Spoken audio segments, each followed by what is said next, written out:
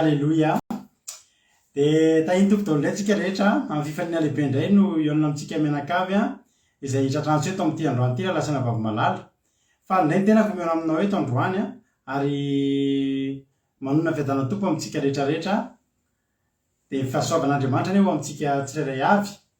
Dia fiadanany anapaka anatin'ny fotsika rehetrarehetra izay mandray an'izao fandarana izao indray amin'ity androany ity. Amin'ny fifaliana no ialabako anao tonga eto amin'izao fandarana avavaka fiombenana izay irahanao amin'ny fandarana andramaka izao ny Aki radio ny mpikambana anatin'ny vavaka fiombenana ary ny gropy izay maharesy dia ho tahiny tompony ianao ary dia ifampahirentsika amin'ity androany ity. Dia ny rariko dia hoe mba azahoanao hery tokoa anie lasana vavy malala izao fandarana izay atrehanao eto izao amin'izao alina izao. Matoka fa tsy ala maina eto ianao raha tonga eto, raha androany vao tonga eto dia teteny aminao hoe aza miala fa tsy kisendrasendra koa no mahatonga anao eto. Fa za rehetra lahatra fa tena efa voasoratra vao tonga eto ianao androany. Manapatra manokana ho anao Andriamanitra amin'ity androany ity amin'ny alalan'izao fandarana izao ka dia maretatra amin'ny farany. Adiny roa eo tsika niaraka androany satria misy aloha mizara aloha ny fandarantsika dia ny fandarana vavaka fiombenana izay tahaka ny mahazatra ihany misy hira, vavaka, toriteny, fameribelanana toriteny. Ao aorianan'izay dia ho avy eto mampionona andimby anahy amin'ny fitondranam-bavaka. Ka dia izao dia efa miteny amintsika sady hoe efa misokatra ny messenger ny rado Aki radio tsy eto amin'ity page ity nareo mandefa message fa any amin'ny compte koa rado Aki radio any nareo mandefa ny fangataham-bavaka ho avy eto mampionona rehefa dia alefaso amin'ny finoana fa tsy misy zavatra tsy ho tonga ao ambadiky ny vavaka ka tahin'ny tompo miaraba tonga dia arabaiko aingana aloha zany masika tsy mitsiky zany miraba raha nadarado izy tsy fantatro hoe izy ianao fa masika tsy mitsiky aloha ny soratra hitako eto fa irabana rehetrarehetra aloha za fa milohan'izay aloha dia miaraba manokana ny zoko fianarakototsika. Fianarakoto niditra voalohany teto androany dia ho tahin'ny tompo any raha navavy fianarakoto dia tena tsofoko rano mihitsy anao tena ao aminao zany hoe osy tsy debora zany hoe ny firenena ray manontolo mihitsy hiankina amin'ny herinao ny ao atokantranonao sy ny ankonanao hiankina amin'ny herinao raha andresy ny fianakavianao, andresy ny ankonanao, andresy ao atokantranao dia satria noho ny tanjaka ara-panahy izay misy ao anatinao sy fitahin'Andriamanitra misy ao aminao. Dia tahin'ny tompo raha navavy fianarakota navavy tsy mba ho resy ny fiainana izany fa dia voaka mpandresy na aiza na aiza misy azy. Alleluia. Tahin'ny tompo fianarakota. Tahin'ny tompo koa Androandry niditra fanondroany teto androany Lovlitina, Marijo, Verselina, Yama, Kodaleoni, Erika Raka, Kodanela, Kadaka, tonga soa daholo tsika, Rodine Marie, Zamina, Mams Randry, Bert, Sava, Tojo Mikael, Claude Aravela Arso, Gigi Carla, Bartella, tonga soa i Mampionina, tonga soa ihany koa izy koa i Marijo efa nyteneniko teo, Mama Valtina, Bartella dia somary misy anarana tsy hita tampoka. Bartella, Claude Aravela Arso, Razana Monika, Jonatana,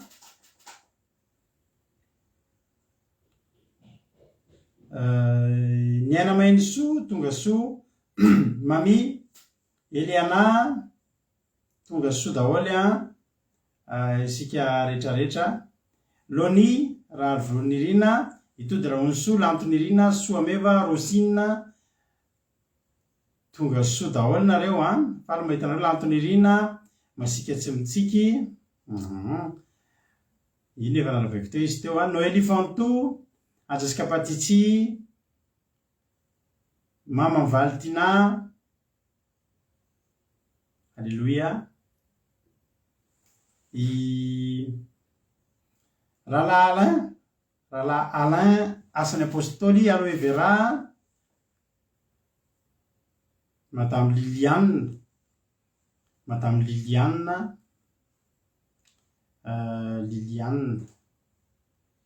Liliane izy moa maromaro ny Liliane papikely ihany le andisa mpavy Liliane, Madame Liliane. Tonga solo ianao Irina Andrena Solo, nirinandrena solo tonga soa ihany koa tsy lanto nirinandrena solo io sa izy ihany nirinandrena solo efa paketo a Naël tonga soa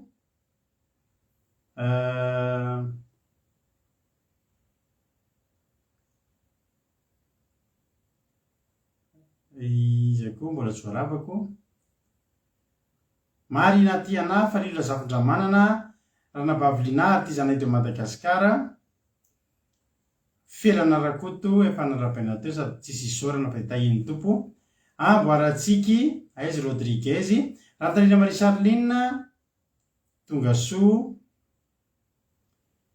dia ao ihany koa i Lovely Tina tonga soa Liliane Romy tahiny Jesosy ianao faly mahita anao dia tahiny tompo dia maretatra amin'ny farany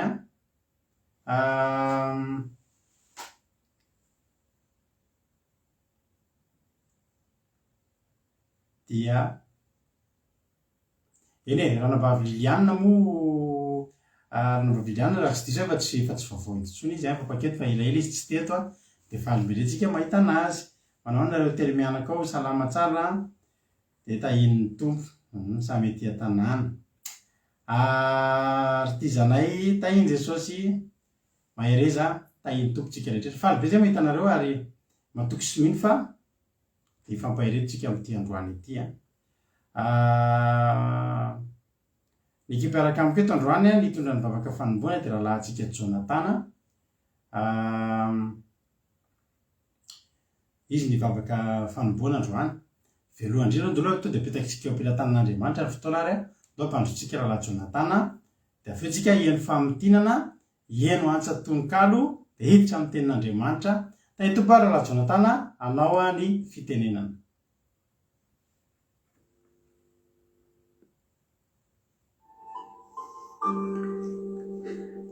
tahiny Jesosy pasteur dia manona fiadanany tompo amintsika tsiraray avokoa dia iaraka ivavaka ary tsika mihetraka n'izao fotoana izao eo ampilatanan'Andriamanitra.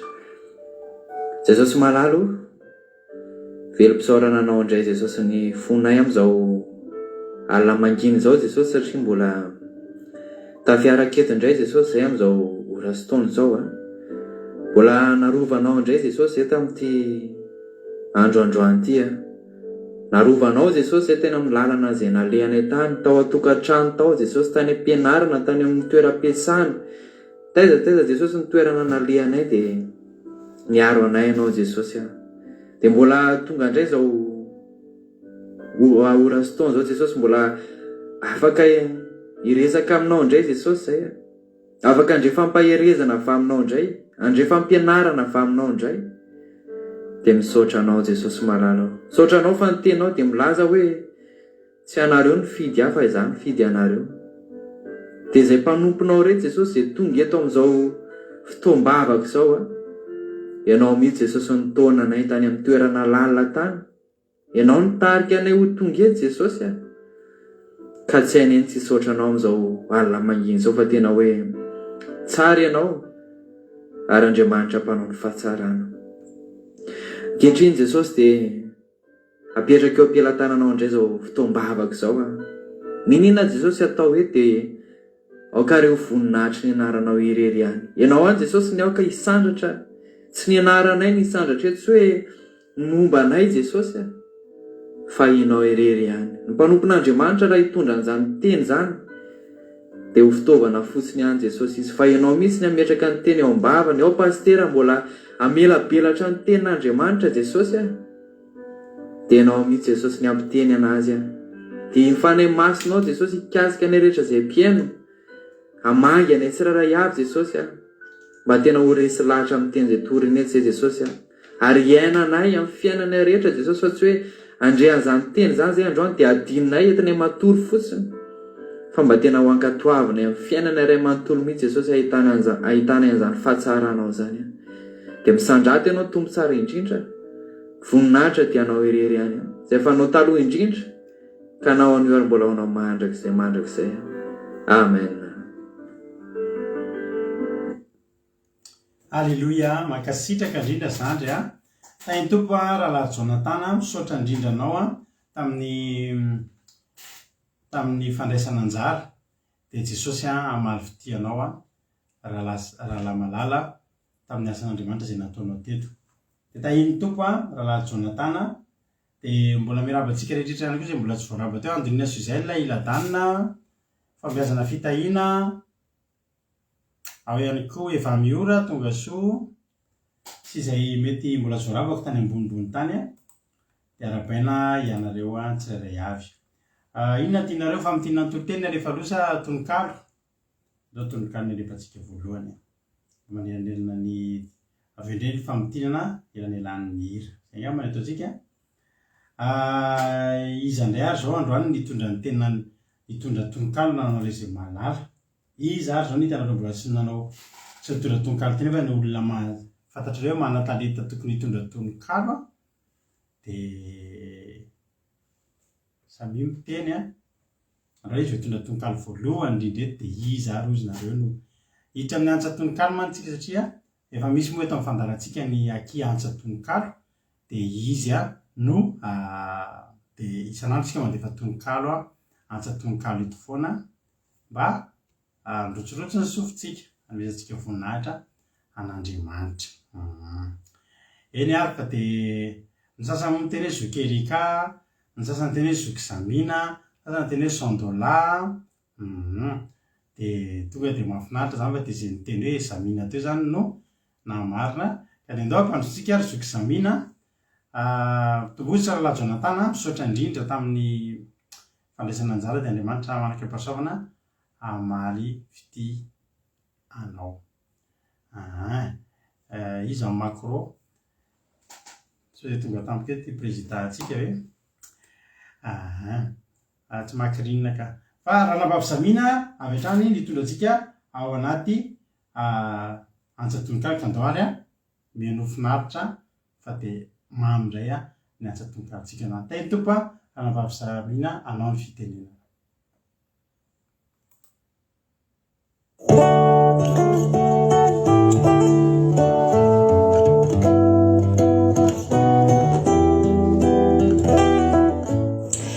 Tahiny tompo atsika jiaby. Inty misy tononkalo mitondra lohateny hoe andramo fa tsara Jehova. Andramo ka izaho fa tsara Jehova. Vakio ka itodiny pejy akia andramo ka izaho. Fa ihodohody tokoa ny sainao hilaza hoe ato tokoa misy Jesosy miasa.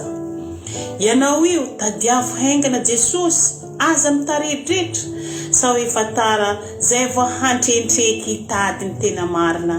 Indrisy fatara loatra.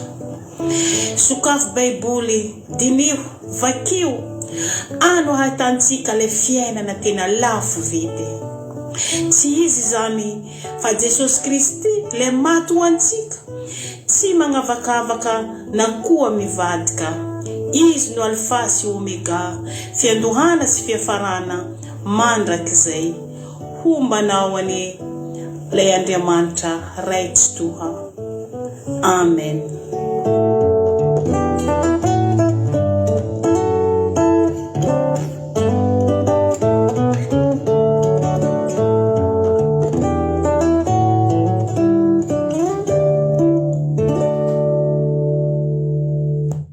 Alléluia.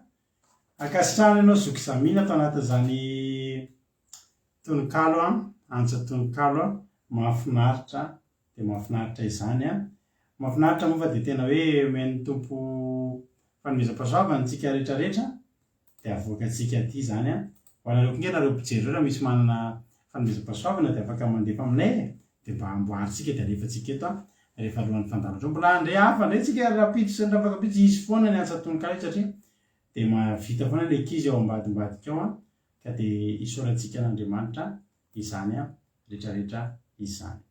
Ohatra tsika aloha hihaino famintinana antsika androany iaraka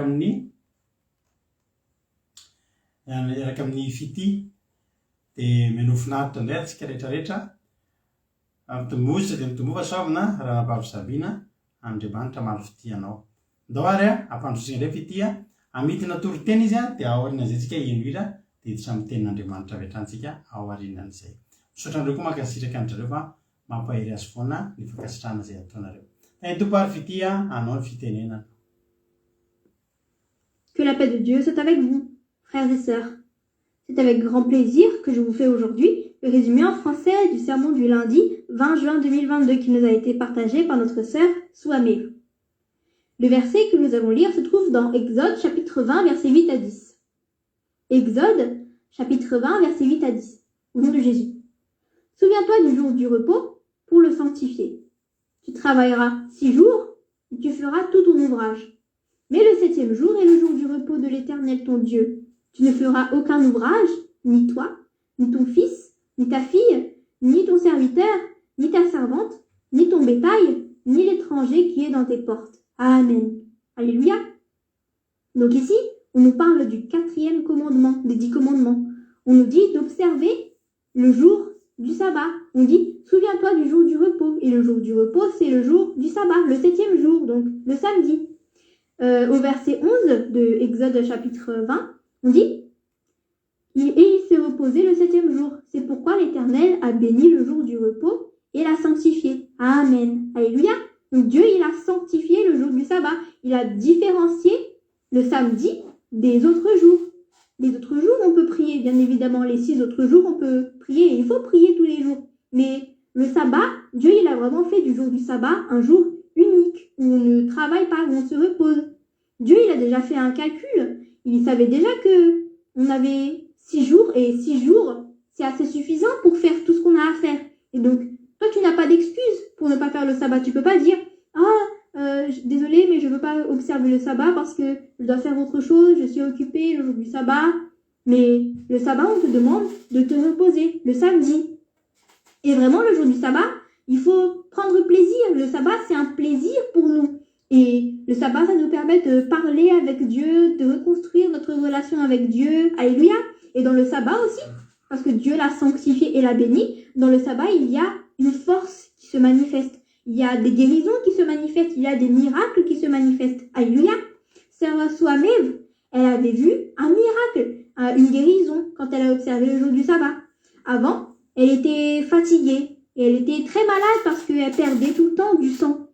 Et donc, à cause de ça, elle avait le visage pâle parce qu'elle n'avait pas assez de sang dans son corps. Elle était faible et elle mangeait tout le temps des médicaments. Mais ça, c'était avant. Mais après, elle a observé le jour du sabbat. Elle a écouté des sermons, elle a écouté la parole de Dieu. Elle a arrêté de manger des animaux impurs, le porc, etc. Elle a arrêté de se mettre de la poudre sur le visage parce que, vu qu'elle avait le visage pâle, elle devait se maquiller pour essayer d'avoir l'air normal, on va dire. Mais elle a arrêté de se mettre cette peinture sur le visage.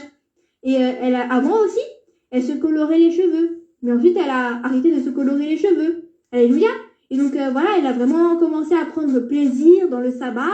Et 2 semaines plus tard, ou 1 mois plus tard, elle s'est regardée dans le miroir et elle avait vu que son visage n'était plus aussi pâle qu'avant. Son visage était devenu rose, plus rouge.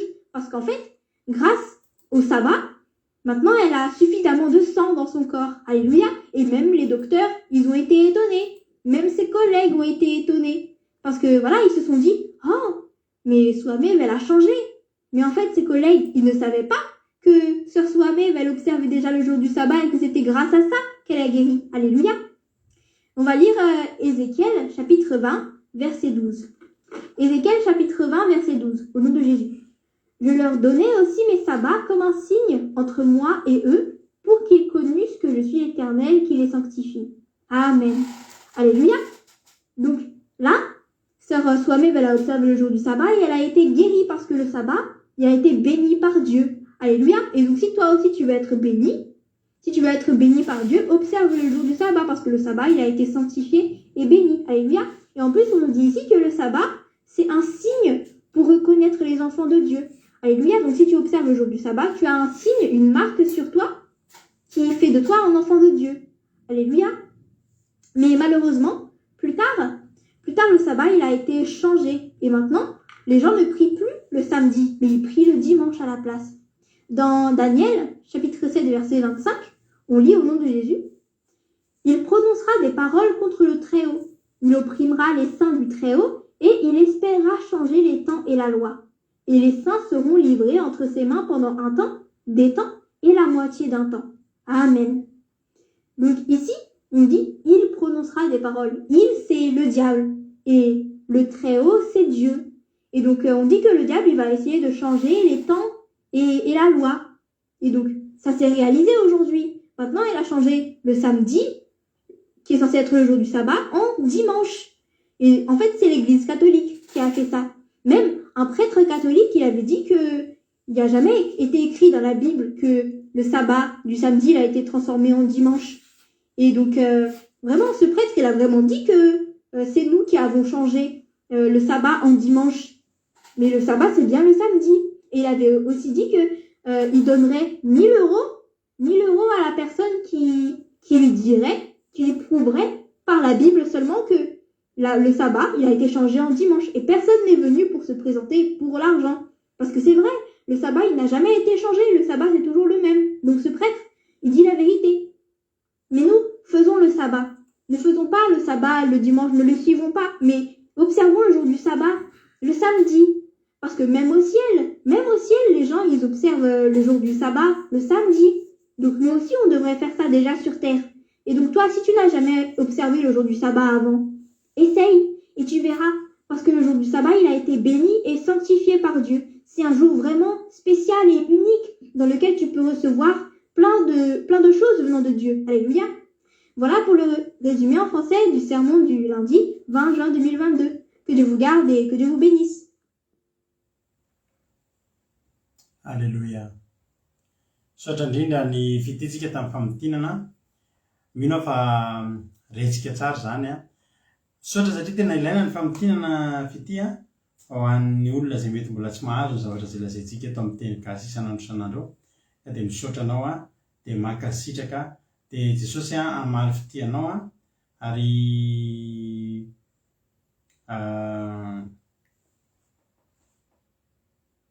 Jesosy Kristy a hamaly fitiany fity a, dia hanositra anao hatrany izy a amin'ny asan'Andriamanitra izay ataonao. Ka dia tahiny ny tompo a dia mahereza fity kely zanaky dada sy neny a. Tombositra hatrany dia misaotra anareo ihany koa mampahery an-dry foana amin'ny fisaorana izay asandratrareo a izay ataonareo an'izy ireo. Mampahery an-dry zareo a izany a fisaorana ataonareo izany.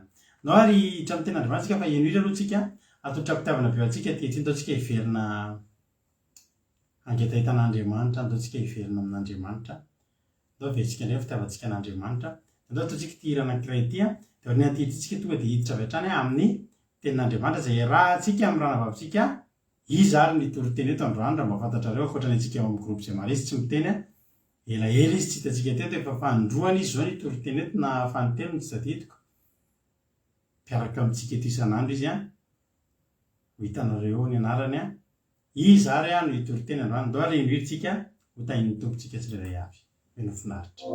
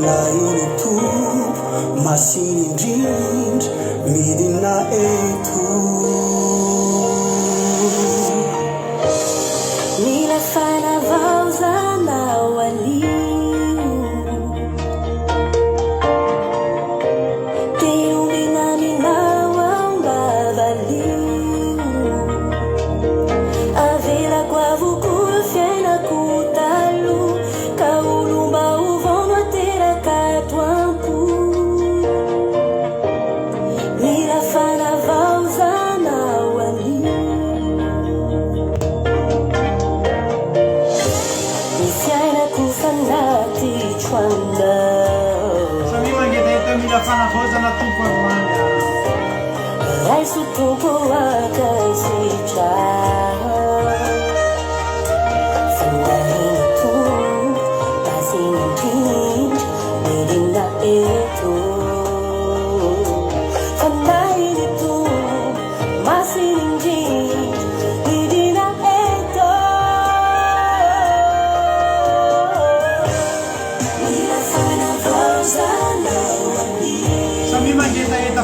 tanandray androany. Halleluia.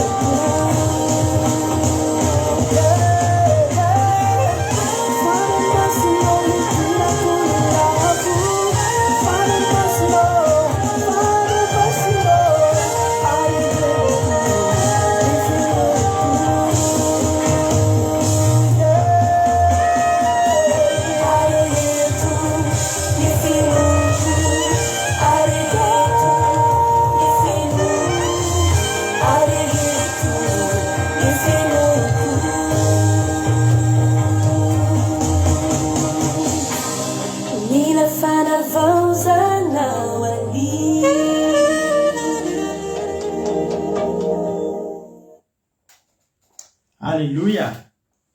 Samy mangataka an'izany androany a hoe mila fanavaozana anio Jesosy a fa Jesosy anavao ny fanahy masina ao anatinao avaozina vaovao indray. Halleluia. Ho tahin'ny tompony a isika tsirairay avy. Mahafinaritra be le hira milatsaka ato anaty mihitsy hoe mila fanavaozana. Za koa Jesosy mila fanavaozana koa za androany. Halleluia. Eny ary mahafinaritra hoe efa betsaka ny misy any message nareo tafiditra ato ny fangataham-bavaka satria nareo izay vao niditra dia aza diny fandroany a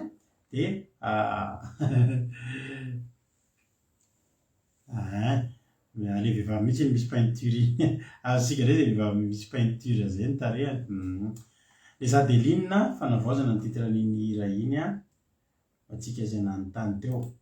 Eny ary nanao zany tsisy ny teny izy ny toriteny eto androany a fa variana tamin'le hira fa tsara be tokoa le hira dia nahazo le Zadeline indray zany tojo kely.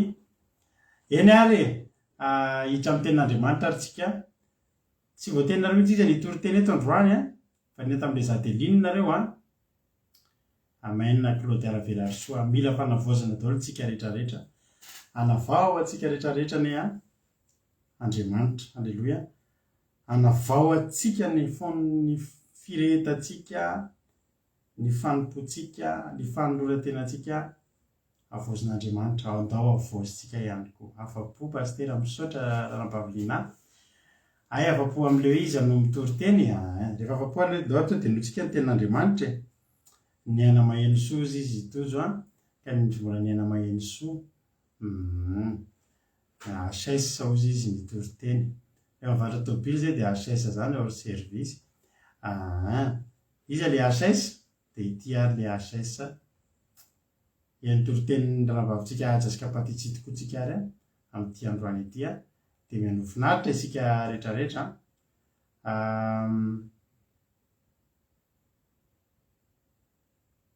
tahoary dia mianofinaritra isika minaka mino fa efanao baiboly mino fa efa eo aminao ny efa nahazo toerana tsara ihany koa ianao avy hatrany dia ajasika patitsia hitondrantsika anaty toritetai tompona nampaviaja anao amin'ny fitenenana.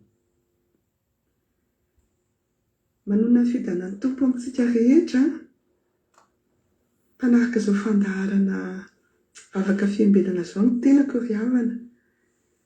Tain'ny tompo daholo tsika rehetra, tain'ny tompo pastera dia tain'ny tompo tsika rehetra. Tena faly indray aho afaka mizara amintsika. Tenin'Andriamanitra fo ry havana, tenin'Andriamanitra izay efa fantatsika rehetra ao amin'ny marika toko 10, 17 sy 18 no entiko izarana, ifampizarana amintsika androany. Marika 10, 17, 18. Rehefa hita dia rahantsika mamaky amin'ny anaran'i Jesosy Kristy. Ny soramandry dia vaky toy izao: namalian'i Jesosy ny fanontanian'ny mpanan-karena anankiray sy ny resaka nataony tamin'ny mpianany rahalahy lasa rahalehilahy. 17. Ary noho ny vao nivoaka nankeny an-dalana Jesosy dia nisy olona anankiray niazakazaka nanantona ka nandohalika teo anatrehany ary nanontany azy hoe: mpampianatra tsara, inona ny ataoko andovako fiainana mandrakizay? Ary hoy Jesosy taminy: nahoana no ataonao hoe tsara? Tsy misy tsara afa-tsy iray ihany, dia Andriamanitra. Eny ry havana, raha tsisy efa tsy malala izay tantaran'io lehilahy io tsika, mpanan-karena anankiray tao amin'ny baiboly. Nanontany an'i Jesosy izy: inona ny ataoko azahoako fiainana mandrakizay? Raha avadika izany dia ohatrany hoe tsy hoe ohatrany fa izay mihitsy, efa nanan'io lehilahy io daholo ny zavatra rehetrarehetra, fa tsy ampy ny fiainany. Na dia nanana ny ampy ary izy, dia mbola nisy zavatra tsy ampy tamin'ny fiainany. Dia lasa izy niazakazaka nanontany an'i Jesosy: inona ny ataoko mba hananako fiainana mandrakizay? Raha andinika tsara tsika dia niteny mihitsy izy: mpampianatra tsara. Dia Jesosy namaly hoe tsisy tsara afa-tsy Andriamanitra. Nihevitra izany ilay mpanan-karena fa hamaly azy angamba Jesosy hoe izao ny ataonao dia azonao ny fiainana mandrakizay. Satria nihevitra izany io mpanan-karena io fa misy zavatra firay sisa tsy ananany dia ho azony, na zavatra roa sisa tsy ananany ka tokony atorony Jesosy anazy dia ho azony ilay fiainana mandrakizay. Tsika rehetra ry havana dia samy manaiky, fa tsara ny manan-karena, tsara ny manam-bola, tsara mipetraka amin'ny trano tsara, tsara mandeha fiara tomobila tsara tarehy, tsara izany mandeha manao vakansa amin'ny toerana izay tena hoe tsara. Tsara maniritra ety ambonin'ny tany be dia be zavatra tsara ety, fa samy manaiky koa tsika. Fa araka ny ataon'ny vazaha hoe arakaraky ny anananao izy no mahabe ny olanao. Izay ny teny izay tena mahalasa saina, satria raha mandinika tsika izao ohatra reny mpanakanto reny, ny iran'ny mpanakanto dia mifono zava-dalina foana, mifono anatra. Ohatran'ny te hilaza izany ilay mpanakanto hoe izy no tena mahalala ny zavatra rehetra ka arao izay ataony. Ohatran'ny mpanao politika rehetrarehetra dia milaza aminao daholo, na ny havia na ny havanana na ny ampovoany, fa izy no manana ny vahaolana. ny indrisy nefany fa raha ohatra tsika ka ianao n'ireny mpanakanto ireny ohatra, firy moa nefa nilaza fa omeko anao ny lanitra ny volana, nefa io mpanakanto io namono tena voalohany fa tsy nazaka fiainana. Raha nahita izy fa misy vahaolana ilay hira nataony dia tsy tokony namono tena izy. Dia toy izany koa ny mpanao politika. Firy moa ny mpanao politika nefa nilaza fa ahavita hanome anao an'izao, hahatanteraka an'izao. Indrisy ry havana, mila tena mahatakatra isika fa izay misy ny fonao izy, izay misy ny harenao misy ny fonao. Ary tena amin'izao andro faran'izao dia miazakazaka manao izay heriny rehetra ny devoly andresen-dahatra anao, fa ny fanananao, ny voninahitrao, ny fizazaonao, eny tena miezaka manao izay azony atao mba hahajambanao ka tsy hanarahanao ilay Jehovan-Andriamanitra tsara sady manao ny tsara, ilay Jehovan-Andriamanitra tsy miova, tsy mivadika, tsy mandiso fanantenana, tsy mandainga. Eny ry havana, ny olona rehetra tao amin'ny Baiboly izay mpanompon'Andriamanitra dia tena raha ohatra ndeha hitanisa firy itsika anankitelo ohatra, Mosesy, mpanan-karena izany Mosesy izany, tsy mivadika tamin'Andriamanitra izy. Davida, eny tsy mivadika tamin'ny Jehovan-Andriamanitra izany. Iza koa Joba dia tena hoe nataony ny devoly araka izay tiavany azy fa tsy nivadika izy. Niala tamin'ny daholo na mivadina rehefa niteny fa mialahinao amin'ny Jehova, fa tsy niala taminy hatramin'ny farany gavana. Ty lelam-panan-karena ity kosa nefa raha niresaka tamin'i Jesosy izy ka niteny Jesosy hoe avelao izy fa eo amin'ny tany izy, inona ny ataoko mba handovako fiainana mandrakizay.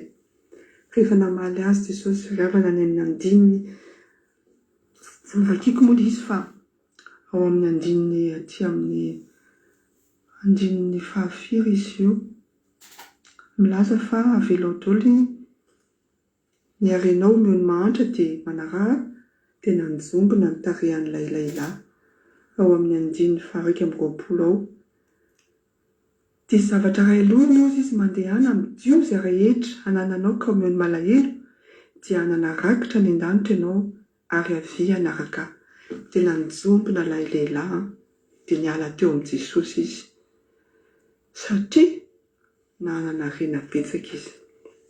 Izay ry havana fitaka ny devoly ka amin'izao andro faran'izao miorena tsara, iray ihany ny tsara, iray ihany ny tsy miova ho Jesosy dia Jehovan-Andriamanitra, tsy mivadika, tsy mandanga, tsy mandiso fanantenana. Ary efa nilaza izy fa izay rehetra mialoka aminy na inona na inona maharitra hatramin'ny farany dia ho vonjena. Fa aza manaiky ry havana ho vitahan'ny devoly aza manaiky amin'izao rendrarendra ny fiainana izao fa tena manao izay afany, ny heriny rehetra io satana devoly io. Tsy te ho verilery izy fa ny olana dia isika mpanaradian'i Jesosy no tena tadavany ny hevitra rehetra mba hiverenantsika, hidianantsika. Tany mafy, fikira mafy, fa izay maritra hatramin'ny farany no vonjena. Dia izay fampianarana tsotra izay riavana no entiko amintsika. Miazakazaka isika rehetra mba hatratra ny loka. Miazakazaka mba ahazo zany fandresena dia ny fiainana mandrakizay. Izay no himatesan'ny olona rehetra izay manaraka an'i Jesosy Kristy. Raha tsy reraka isika, izay no fampanantenana no meny Jesosy antsika. Dia be mariavana fa voaraintsika ny hafatra, aza mitoky amin'ny zavatry ny tany. Fa tokana ny tsara dia Jehova irery ihany izy Jesosy. Tokana tsy miova izy, maly an'io mandrakizay. Dia mifalia ary manana finoana antsika rehetra. Ho tanteraka amintsika izany, ho tanteraka amin'ny taranantsika. Izay rehetra mino no vonjena ho Jehova, ary izay rehetra ny antsony anarany dia ho vonjena. Ho azy rery ny voninahitra. Ho antsika rehetra kosa izay olona fankasitrahana, dia engany isika rehetra aharitra fa ny heran'ilay ratsy tsy mijanona, misy tena tsy ampozin'ny olona zavatra ataony fa ohatran'ny hoe zavatra tsara, kay zavatra tena eo amin'ny fiainana andavanandrom-piainantsika izany. Isika izay manaraka amin'izao miezaka manaraka an'i Jesosy Kristy dia tondron'ny olona molotra, ataon'ny olona izay alavo anao, iverenanao. Tsy riavana, aza manaiky ho fitahana ka manao toy io lehilahy mpanan-karena io. Nilaza izy fa tsara, mpampianatra tsara Jesosy, kanefa nahoana ary izy no niodina rehefa lazainy fa hoe nanoro Jesosy, izao ny lalana ataonao, mandeha any andio fa nananao rehetra dia avy handeha hanaraka. Aza manaiky riavana, mbola veriko ihany, aza manaiky isika ho fitahan'ilay Satana. Fantatrao fa tsara Jehova, mifikira aminy dia ho azonao ny satro-poninahitry ny fiainana, dia ilay fiainana mandrakizay nampanantenany antsika, ary ho avy tsy ho ela izy dia mihintsy matoky ao fa mba nisy hafatra voaraintsika amin'izay tenin'Andriamanitra netiko tamintsika teo izay dia voninahitra ho azy irery ihany. Alleluia. Amen. Alleluia. Misaotra an'Andriamanitra, misaotra ny ranavavitsika ajasika fahatitsika tanaty izany tenin'Andriamanitra izany. Andriamanitra manankiram-pahasoavana ny amaly fitianao. Misaotra indrindra fa dia mino aho fa voarain'ny rehetra ny hafatra, ary mino aho fa ny tsirairay avy dia samy nahery tanatin'izany teny izany, ary andraisantsika lesona ngezabe tokoa izany amin'ity androany ity.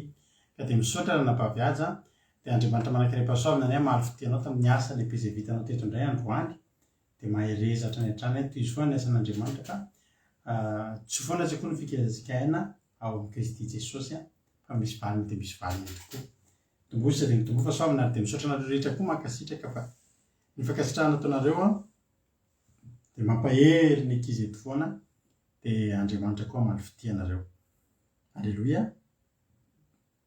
Marika toko 10, 17 sy 18 moa no vakiany ranavavitsika. Fa za kosa maiky ny 17 hatrany amin'ny 7:30 voaboasantsika eto androany amin'ity tenin'Andriamanitra ity. Alleluia. Raha misy mbola tsy voarapaka nefa dia arabakana no milohan'ny amboantsika ny famelabelarana Jésus Carla tahiny Jesosy, Olgaran'Orosoa tahiny Jesosy. Verset 9 arabaiko Nambintso, Geneviève Nandriamananjara, Lantony Rina, Eliza Tsiala, reny mbola soravako teo daholo a, de tahiny Jesosy a, isika rehetra aza adino a, mpatsivina anareo fa ao anaty messengerako a, rado akiradio ny adefasinareo ny fangataham-bavaka, raha misy fangataham-bavaka tiana retina am-bavaka rehefa ho avy eto mampiona orina ny toroteny a, hitondra am-bavaka izay rehetra mangata-bavaka. Isorana azy miloha. Marika toko fahafolana dia mifavita amby folo ka hatramin'ny faraika amby telopolo no vakiako androany. Ny soramaty dia namariny Jesosy amin'ny fanontanian'ny mpanankarena anankiray sy ny resaka nataony tamin'ny mpianany rehefa lasa rahalehilahy. Eto aloha zany dia nefa raha resaka lasa rahalehilahy. Andiny voalohany, ary noho nivoaka anankeny an-dalana Jesosy dia nisy olona anankiray niazakazaka nanatony ka nandohalika teo anatrehany. Io lehilahy io zany a mahafantatra ny fahalehibiazan'i Jesosy a. Mahafantatra ny tena hoe importance an'i Jesosy a, ary mahafantatra ny voninahitra zao toa dia na dia mpanankarena ary izy niazakazaka izy dia nandohalika teo anoloany. Tahaka ny hoe raha mahita an'izany tsika dia mahita olona tena tokony efa feno ny fepetra, olona ho vovonjy satria eo dia mbola mitoy ny tantara. Nantany izy mpampianatra tsara o, inona ny ataoko anovako ny fiainana mandrakizay. Nanana zavatra tsara ity lehilahy ty tany anatin'ny tany. Na dia teo aza ny harena, teo ny voninahitra, fantaniany hoe misy zavatra mila katsahana eto amin'ity fiainana ity. Satria tsy mijanona eto ny fiainana. Dia tsy ilay fiainana eto an-tany intsony, iny efa mety ny azy. Fa hoe ahoana ny azahoako ilay fiainana mandrakizay. Miantana eto an-tany a, mbola manana fiainana mandrakizay koa miandry a, ahoana no ataoko? Halleloia, vonona anao zavatra ny ahoana ny ataoko, inona ny ataoko, inona ny tokony ataoko. Andiny no vambefolo aroa Jesosy taminy. Nahoana ny ataony hoe tsara? Tsy misy tsara afa-tsy iray ihany dia Andriamanitra. Izy zany zao miteditedy foana le olona le miteny hoe tsara iny izy, le tsaratsara iny. Jesosy ary tsy manaiky natao tsara teto. Dia andiny fa sy fantatrao ny didy hoe aza mamono olona, aza mijangajanga, aza mangalatra, aza mety vavolombelona mandainka, aza manambaka, manajany raha ianao sy ny reninao. Dia inao zany fa tsy ny didy folo sy ny didin'Andriamanitra rehetra zany. Fa hoy izy, mpampianatra ao, zany rehetra zany a, efa mitondra zandremako hatry ny fony mbola kely. Zao zany ny tena zavatra nitranga teto ry havana. Ity lehilahy ity a, tena rehefa nahita olona maka 10 hoe atao hoe maka 19. Ny olona maka 19 dia zao, olona efa fantany andry, fa tsara naoty izy. Dia manontany hoe firy no naotiko, manao na ny fahitanao azy. Be ny olona ohatrany ohatra hoe manao zavatra dia fantany hoe mety le izy, dia makatoky amin'ilay mety hoe tena mety, zany ve tsy aiza koa. Ity lehilahy ity a, dia efa natoky 100 isan-jato fa efa ho any an-danitra izy. Fa tia no tenenin' Jesosy hoe raha ianao ve dia ianao zao efa tonga any. Tiaka an'izay sitrak'izay izy. Satria inona ny antony? Izay notenenin' Jesosy efa nataony daholo e. Ary fantany ny tokony atao. Fantany hoe ty zavatra ty tokony ataoko ty atokavako any amin'ny fiainana mandrakizay. Dia nitandrina ny didin'Andriamanitra. Nikohaka eo anoloan'i Jesosy. Miazakazaka dia tena hoe tena miasa saina mihitsy hoe inona ny tokony ataoko amin'ity fiainako ity. Ahoana ny ahitako ny fiainana mandrakizay sy ny sisa. Dia ohatrany hoe tena izy izay tenenin' Jesosy zany, tsy mahazo mandainga intsony ianao a, tsy efa nataoko zany a. Manatsa ray aman-dreny a, tsy. Zany amiko zany teneninao zany.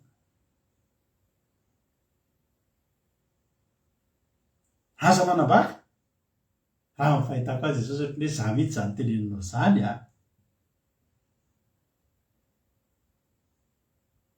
Aza mijangajanga? Tsy mahazo antsika ireny. Dia ny farany anony a, dia misaotra mampino aloha amin'ilay sady mamaky ny commentaire ihany nareo a, misaotra mampino amin'ilay fanampinana amin'ny famelam-pialarana eto. Dia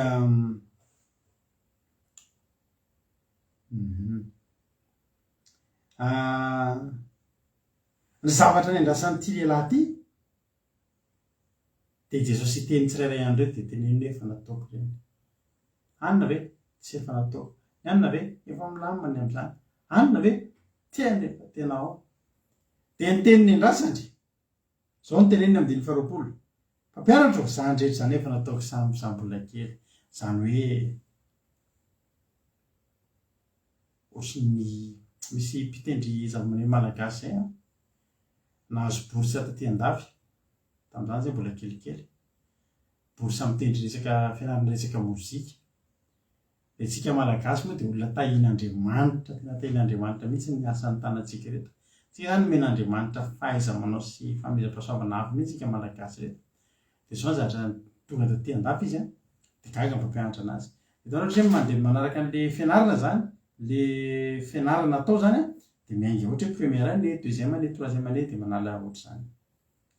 Fa ireo fianarana rehetrarehetra izay nalovany efa nilalao fotsiny izy ao am-pianarana. Fianarana mozika mbola velona zany musicien zany. Dia mihezany fotsiny ilay zavatra ampianarana miverina mianatra amin'ny voalohany an'ilay mianatra mozika, mihezany fotsiny. Nefa izy tsy nianatra fa izy tena mahay mitendry be hainy daholo na inona. Dia gaga ny mpampianatra fa hatrany amin'ny faran'ilay fianarana mozika dia tena niaiko mihitsy ny mpampianatra fa hatrany amin'ny lesona farany izay tokony ho hay efa lolovin'io rahalahy io fotsiny. Mahay mitendry izany mpitendry jazz ao Madagasikara ao izany lehilahy zany. Mahay mitendry zavamaneno. Ty lehilahy ty dia ohatrohatr'izany ihany koa. Izany hoe efa nentiny ny zavatra rehetra, mbola kely izy dia efa nitandro izany rehetrarehetra io. Ny tena marina sika ohatry ny aka fanahin'i Jesosy izy dia akatoky teneniny mihitsy ny Jesosy. Ohatry ny tia mihitsy Jesosy ny teny hoe efa tonga any ianao fa tsisy atahorana ny aminao. Izay ny tiany hoeno. Zao anefa riavana malala Jesosy io dia manana maso tahaka an'ilay lafo, manana maso tahaka ny voromahery. Dia jereo nge zatra nitranga andrala zany saika aka 19 tamin'i Jesosy teto tena inona Jesosy no mbola tsy mahatonga any an-danitra, inona ataoko mahazoko fiainana mandrakizay, efa ataoko daholo zany rehetrarehetra zany fa tena tsy maintsy azoko io. 9:20 Jesosy nijery azy tsara tamin'ny maso tahaka an'ilay lafo, tahaka ny maso ny voromahery izay mahatakadavitra. Ary Jesosy nijery azy tsara dia tia azy. Ary fitiavan'i Jesosy azy, tia zavatra tenen'i Jesosy azy manaraka ty. Jesosy dia nijery azy tsara dia tia azy. Zany hoe nisy fitiavana n'io lehilahy io zany i Jesosy. Ohatry ny fitiavany ahy dia ny fitiavany anao. Tiano tonga, tena tiano tonga ny an-danitra. Tsy nitorono vilana. Hoe io hoe tsy efa vita daholo zany milamina. Dana matory efa tonga ny an-danitra ianao, vao miaraka ianao dia any an-danitra. Io lanitra irery riavana ny zavatra tsy azontsika tena hoe efa milamina ny amiko efa tonga any fa mila miambina isan'andro isan'andro isika. Sarotra zany tena zany indray aloha raha za zao riavana dia teneniko anareo efa izany lanitra zany efa azoko antoka zany efa tsisy ninona, tsisy raha reko nyty fiainana ty any efa tsisy atorana intsony amiko tsia. Miomantsika mijoro, miambina isan'andro, tazominy ny firehetanao arak'ilay hirantsika teo. Okanao avozy isan'andro, vozy isan'andro ny fanoratena, amboarina ny fitondran-tena, ataovy metsara fa ho any an-danitra isika. Fa nijereny Jesosy tsara izy. Ary Jesosy rehefa mijery antsika dia fantatry Jesosy ny ao anatintsika. Miharihary sy mianjaanja, tsisy izay tsy hitan'Andriamanitra rehefa mihaona amintsika. Anatin'ny fotsika lalina ka hatramin'ny toetrantsika ka hatramin'ny zavatra fisaintsika ny faniriantsika tsisy miafina aminy, fantany ny ao anatin'io saintsika io. Fantany ho Jesosy taminy diso zavatra ray loha ianao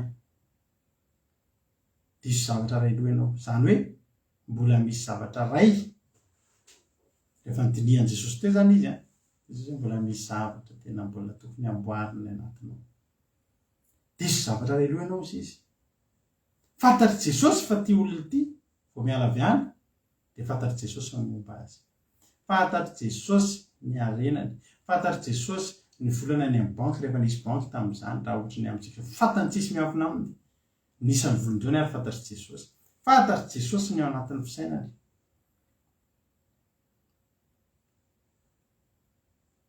Ary fantatry Jesosy ny zavatra maharary azy, ny zavatra ao anatiny mbola mibahana ao anatiny ao. Zao tena Jesosy.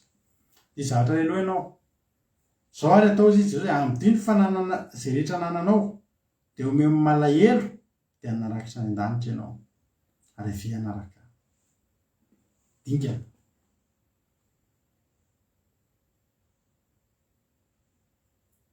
Hoy Jesosy, raha misy tanaraka, aoka izy an-daniny tenany, sitrona ny azo fijaliana, ka hanaraka.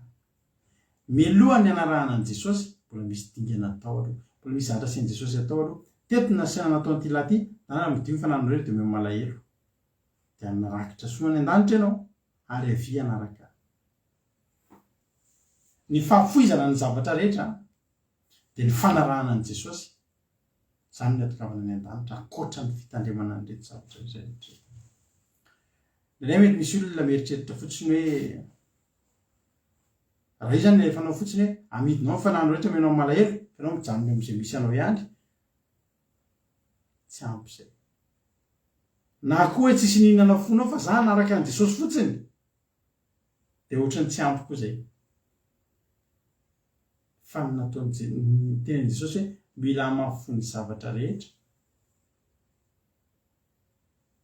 dia atao amin'izay hanaraka. Ary teto dia ny zavatra tenen'i Jesosy teto, ananarakitra ny an-danitra ianao. Teto zany nisy zavatra ohatry ny nandonan'io lehilahy io, ary zany fa io zavatra io nandonana azy. Amin'ny ireo dia hanarakitra ny an-danitra, zany hoe raha mpandraharaha ny resahanao an'izany, andao hampiasa volontsika. Ny mpandraharaha dia ohatr'izao, manam-bola izy dia mialohan'ny hampiasany vola, dia diniheny aloha rentable ve io, inona ny tombotsoa azony amin'io, hafiriana mitombo izay zavatra ananan'izay, analizena daholo izay rehefa hampiasa vola. Any ny mpandraharaha, tena mpandraharaha tsy hidiriny daholo zavatra rehetra rehetra ity, fa dinihanao tsara hoe ahoana. Ka teto dia ohatrany tsy le tamin'ny fandraharaha ny garainy izy, satria amidy zany rehefa nanana mela amin'ny malelo, tsisy retoro fa ny retoro izy rakitra ny an-danitra. Tena zany. Ohatrany mbola lavitra ezaka zany tenenanao zany hoe anana rakitra ny an-danitra, zany hoe neto zany vita, finy, tapitra, fa anana rakitra ny an-danitra iny. Izay fotsiny. Tsika raha tenenina zavatra hoe teneniko zany hoe mivavava fa afaka 10 taona, izy valo soa tonga aminao. Na mieritreritra zany 10 taona zany ary tena vozany mbola ely zany. Fa eto any an-danitra mihitsy ny rakitra ny valiny ireo zavatra izay ho ataony. Tena nanjombony izy ry havana. Hoy ny ten'Andriamanitra ny 12 dia nanjombona tery ny tarehany tamin'izany teny izany, ka niala tamina lelo izy satria nanana arenabe. Ny tambesatra tao anatiny aingana zany ilay arenabe akoreo zany dia amidy koa. Dia atao koa izy ilay izy hotazomiko amin'ny banky hoe anaty kofra hoe homena ny malahelo. Zany hoe ho lasa antra zany izy le tsikitsiky be tonga dia za Jesosy mpandrahatra nanjany rainao sy lehilahy tsy efa haiko zany paribary amin'ny fananao. Ohatr'izany tarehako izany mihitsy. Mananjandry tsy rehefa nataoko izany Jesosy mazava aho efa vitako taloha zany amin'ny fananao hoe malahelo. Ozy le zanako izay rehefa ohatr'izany. Dia varava be dia izy niany. Lafizy mandeha. Nanjombona ohatran'ny finiaina. Tonga dia nanjombona ohatran'ny nisy rahona ny tarehany. Nanjombona tery izy. Niala tamin'ny nalahelo. Tena nalahelo ny rahalahy. Satria zao nisy zavatra voakitikitika atao. Inona ilay zavatra voakitikitika? Ilay zavatra nananany. Le zavatra nananany, le nitazona ny fony, le nitazona ny fifaliany, io zavatra io no nitondra fifaliana ho an'ity lehilahy. Ary tsisy olona taminy nitandrina an'ireo zavatra rehetra eo, fa nitondra fifaliana ho azy fananana an'io arena be io. Voalaza fa arena be tsy arena kely fa arena be. Reo zany arena be reo ho amidy daholo reo dia omena amin'ny malahelo. Tonga zany toy hoe zao zany no voalohany indrindra raha iraka aminao Jesosy manao fiainana mandrakizay Jesosy hanitra tena fadiran-drovana aloha zany eto amin'ity tany ity. Tsy mety ambiko zany. Lasa izy nandeha. Tsy nanaraka an' Jesosy izy. Tsy niresahany intsony ilay momba n'ilay fiainana mandrakizay. Fiainana mandrakizay na nytaniny teto. Ary matoa na nytaniny dia teo ho any izy, matoa teo ho any izy dia fatany fa zavatra tsara. Fa ny olana lanjainy teo ambony mizana, zany hoe ho any amin'ny fiainana mandrakizay sy ny zavatra izay iainany eto. Ny fifaliana eto ny voly io, marina ny eto teny ranabavitsika iazy. Tsara kely manambona izy ny tsy tsara velatseto io, za tsy tia voly zany. Io tantara io matsy mahatonga ny olona atahotra ny anankarena. Misy efa tantarako azy fotoana misy rahalahy zay vidy vy. Zay moa zany amin'ny asa taloha tany Madagasikara dia vatra tomobily zay dia matetika be dia be ny korotam-by ao an-trano satria misy isaky ny amboanina tomobily dia vy daholo miala vao anaty tomobily. Dia tonga avany ny vidy vy ireny vidy aluminium, vidy ohatr'izany, tonga ao an-trano mitondra an'ilay gony ireny dia manangona ny vy korotam-by dia vidiana.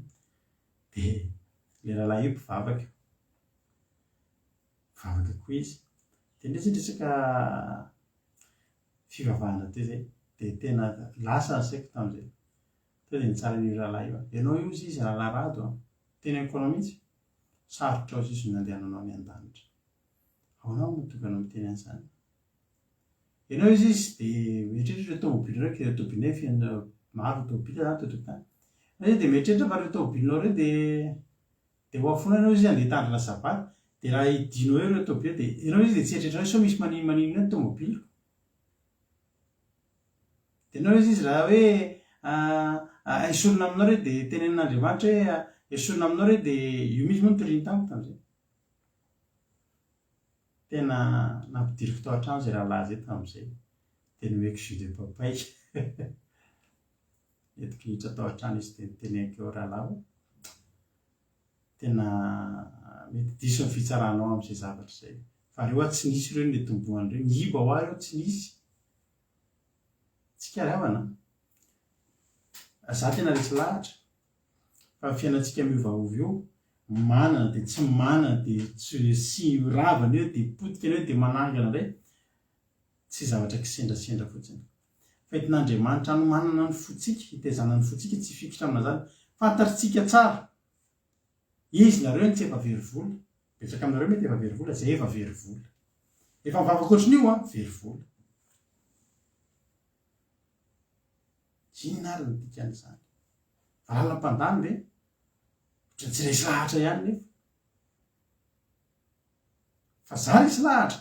Fa misy fampianarana ataon'Andriamanitra antsika. I Davida efa mpanjaka dia nisy fotoana mikorotsaka indray ny fiainany. Naonga ny Absaloma dia miverina 0 tsisy nenina.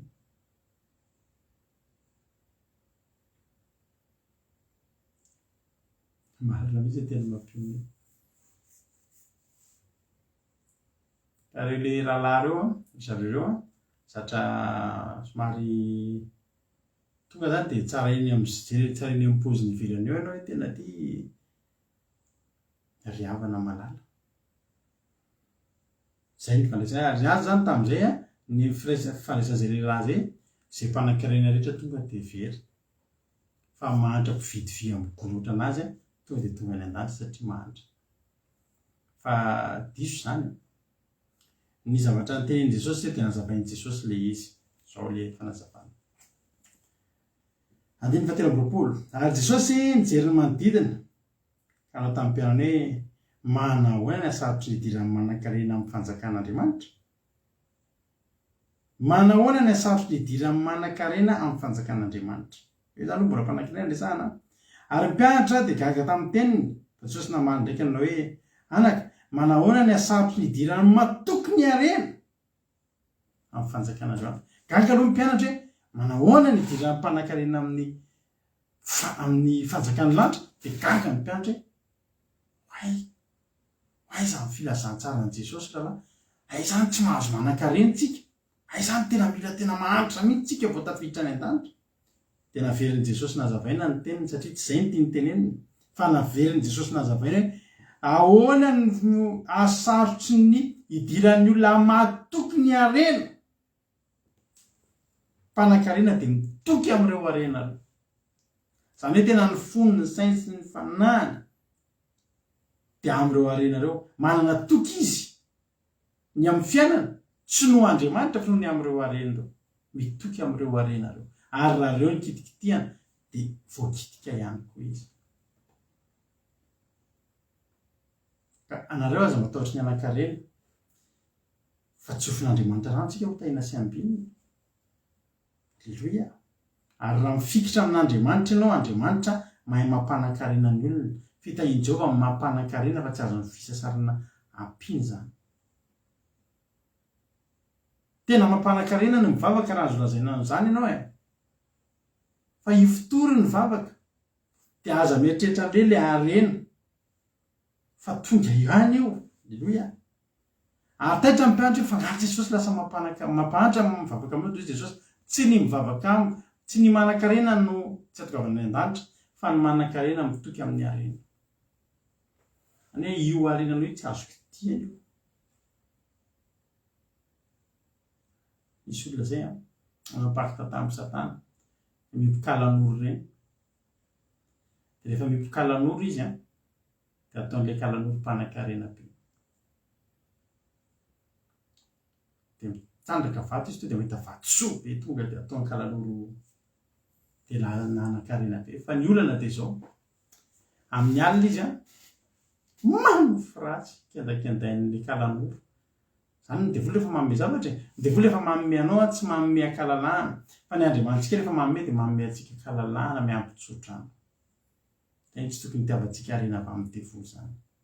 Aleo miaina amin'izay sahaza omen'Andriamanitra, fa Andriamanitra rehefa manome tsy manome kely. Alleluia. Dia izao ny olana. Tsara be izany olana. Vola misy fô mamaky karera tonga dia mahita vatosoa mahita iny. Vola mandeha. Trano ve tsy voavidika, ny tany ve tsy voavidika, tômôbilina firy.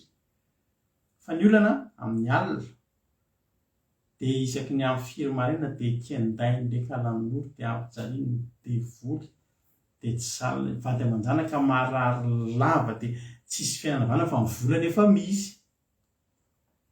Dia leo izy ny farany hoe tsy ampy anazy zany ka ohatra ny tia anaty mihitsy ny zavatra rehetra efa eo an-tany misy zavatra tsy ampy. Olona mpira anankiray malaza be efa maty zay hoe anontaniam-panao gazety tonga lafatra ve fiainanao izy satria ianao efa miliardera tamin'izany. Izao ny teneniny ananako ny zavatra rehetra fa mbola tsy afaka misy zavatra banga eo amin'ny fiainako. Jesosy izay banga teo amin'ny fiainana izay tsy azo isalasalana izany. Dia io rahalahy io nahazo vola be tamin'ilay fanompontsampona nataony fa tsy miadana. Dia nefa rany ny andro mpanompon'Andriamanitra ihany. Ny andro mpanompon'Andriamanitra ihany tena lao za tena delivrena fa tena kiandainy ilay kalan'olo foana amin'ny alina tena ampijaliany mijaly izay menakavy. Dia nentina mbavaka dia delivrena dia afaka. Afaka lasitsanao ilay misy maninona tsony amin'ny alina dia andeha hivavaka amin'izay, hitododo hivavaka amin'izay. Fa ny tena olana dia izao. Ilay harena rehetra ny azo tamin'ny kalan'oro na sarom-piavatra tsy navela kitikitiana. Dia mbola teo aminazy teo daholo ihany ireo. Dia izao natsoiny ilay mpianatra tao amin'ilay fiangonana hoe izao reto voly reto, reto harenako reto, harenako azoko tany amin'ny devoly reto, fa mba tsofy rano reto mba hotahian'Andriamanitra. Ny alavaniko moa mpianatra sy ny pastera nametrahan-tanana hatramin'ny sofokely anankiray tao tokantrano ka hatramin'ny tômôbila ka hatramin'ny ondana ao an-trano sy ny fanaka sy rehetra. Akovana amin'ny rano Jesosy efa any Jesosy reto. Any Jesosy reto. Izy nefa tsy avy amin'ny Jesosy fa tena avy amin'ny kalan'olo mihitsy. ny zava-rehetra ao an-tranony. Za miteny anao fa raha misy zatra azonao tany amin'ny devoly zany ny andriamanitsika andriamanitra sarom-piaro sady manakambo. Tsy tiany andriamanitra zany mitambatra lovia amin'ny satana zany ka ianao anompon'andriamanitra mbola vola sy zavatra avy amin'ny devoly daholo miainao anaty tranonao ao. Fa reo tsy maintsy isoron'andriamanitra aloha reo. Itsika ama misy an'le afrikanina nanao témoignage akaila be ny Emmanuel Moseni fa rehefa nanompo an'ny devoly izy dia nataon'ny devoly nanan-karena fa vao niala tamin'ny devoly niovana te-hivavaka to dia lasa sahirana, lasa mahantra. Niala daholo reo harena rehetrarehetra satria andriamanitra manadio, andriamanitra manakambo ry havako malalako. Halleloia. Fa le harenan'le rahalahy tsy fony dia naseny nametrahany mpiandro tanana ary zao mba telo rahalahy zao izy izy dia izy io mahavariana fa tena kahidy zany ry havana, tena tsy vonahita olona kahidy ohatr'izany teo amin'ny fiainana. Misy any loha fa izy koa anisany kahidy raha vao io resa-boly io dia tena misy fotoana raha vahiny amin'izany trano zany dia zao ny zavatra ataony. Ohatry zany raha izy vahiny aty aminay dia zao ny teneniny anareo izy izy ety moa zany nareo mizakava aty dia hifanampiana kely ny zavatra ka zao ny varo izy izy raha hividy any ivelany nareo ohatra ny ariary zato ny kapoaka fa ny ato amiko 20 ny varo eto ka zany na zany vahiny aminy dia mividy vary amin'ny kapoaka eo aminy dia andrahoina hoaninao. Hita zany enjana zany enjana zany tsy ahitana zany na masikita ray aloha izy mampionona na pizza ray zany tsy hitanao any amin'izany fa amanam-bola zany koa mbola profetsy mbola tsy ao amin'i Jesosy ary tsy mbola ary zao ny zavatra mba ao am-bavan'izany olo zany foana. Ny volako izy raha ny volako mikitikitihana ho ahita amiko nareo, raha ny fananako mikitikitihana ho ahita raha amiko nareo. Io angela izy angela tenenin' Jesosy tsy ianao le manan-karena ny olana fa ianao le mitoky amin'ireo harena reo, ianao le mieritreritra fa afaka hivimbona amin'ireo raha miala ety. Tsy mitondra amin'ireo ianao na 1 centime ary raha ho any an-danitra. Teo ny olana napetraka izay ny tsy natokavany olona tany an-danitra ary havana malalaka. Ahoana izy Jesosy nidirany matoky ny harena amin'ny fanjakan'Andriamanitra fa moramora kokoa nidirany raha meva mivody fanjaitra no hidirany manan-karena amin'ny fanjakan'Andriamanitra. Manan-karena mitoky amin'ny harena. Misy manan-karena tsy mitoky amin'ny harena. Daraka ny voateny teto Job tsy mitoky tamin'ny harena. Tsy dia zava-dehibe tao aminy zany hoe nahoana ny harenako ny zanany sy ny zanany ripaka ny nampitomany azy fa tsy ny harena ny fonga. Davida rehefa voatafika dia lasa ny fahavalo na ny ondry amanosy sy ny fananany fa miaraka amin'ny vady aman-janany sy ny vady tsan-dranony. Inona ny nampitomany azy? Le vady aman-janany, tsy le harena. Satria fantavy Davida fa tsy tokony hatoky an'ireo harenan'ireo izy, tsy mitoky amin'ireo izy. Ka ny olona ohatr'izany dia hoariny Jesosy amin'ny raha meva hiditra ao anaty vody fanjaitra. Zany hoe tsy ho possible any mihitsy. Zany olona teneninay anareo teto zany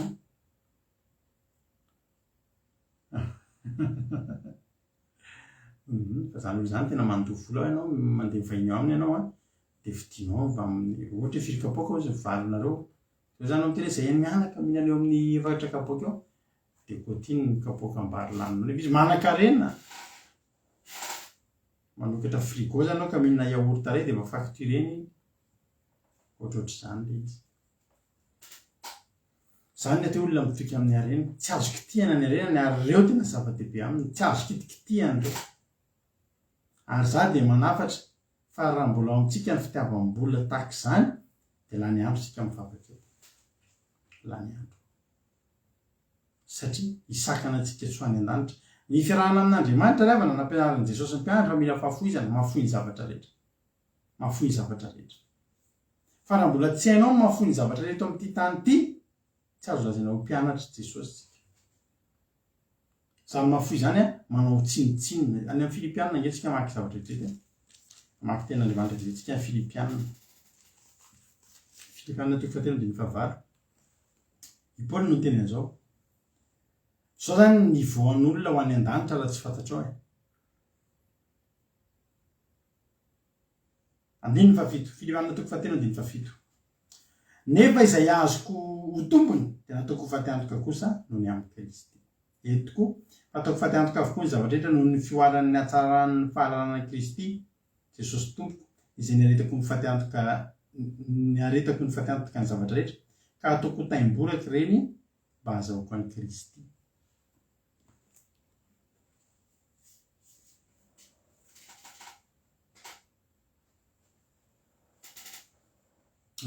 Zany mihitsy fiainan'olona ty andafy na vavisuizely.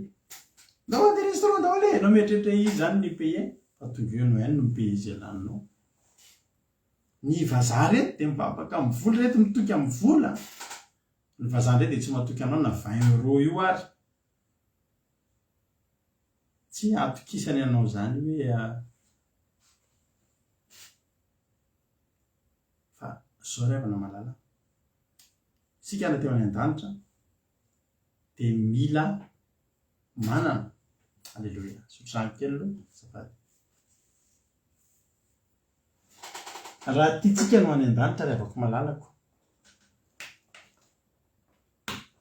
Raha tsy indrindra somary mangateta.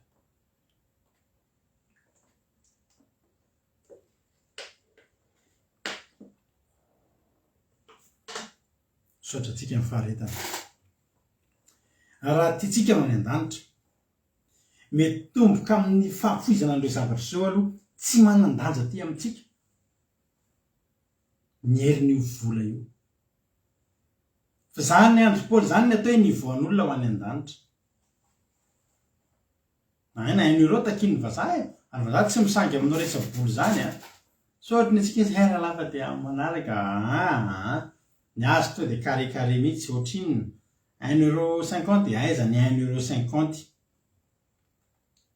Tsisy an'izany. Fa ny amin'ny Paoly ndray zavatra nataony dia zao ny zavatra rehetra nataony ho fahateantoka daholo. Zany hoe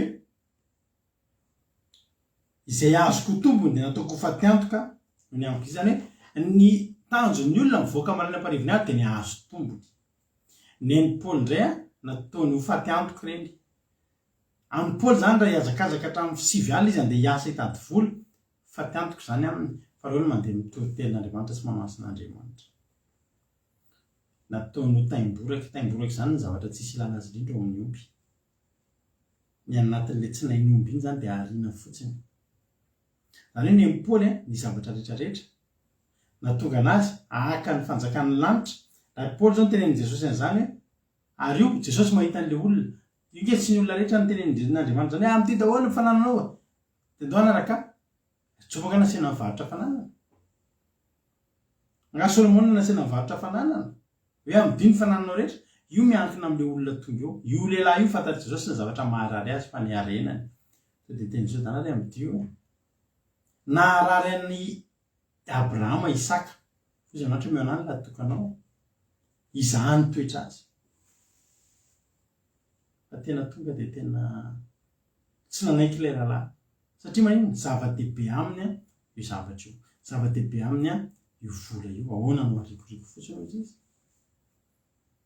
Tsy hainy ny tenin'ny Davida manao hoe tsy misy soananako azo oharina aminao ny amin'ny Salamo 1:9 dia ny faharoa tena anisany mahafinaritra.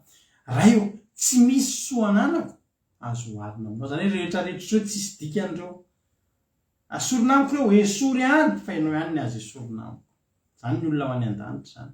Ry Solomona tompon'ny harena sy ny voninahitra multimilliardaire no miteny fa zava-poana sady zava-poana izao rehetrarehetra.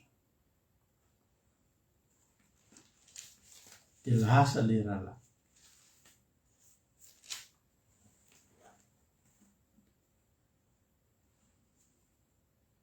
Satria tsy nahafoy. Hoy izy Petera. Andiny 7 aloha Petera taminy. Indro zay efa nafoy ny zavatra rehetra ka nanaraka anao. Mbanaka 19 kely koa zany Petera manampatsiahan Jesosy hoe Jesosy aza malahelo anao raha tsy nety nandeha. Fa zay efa nafoy ny zavatra rehetra dia zao hitanao manaraka anao reto. Halleluia. Misy fotoantsika ilana manome toky, manome fifaliana an'i Jesosy ohatr'izany.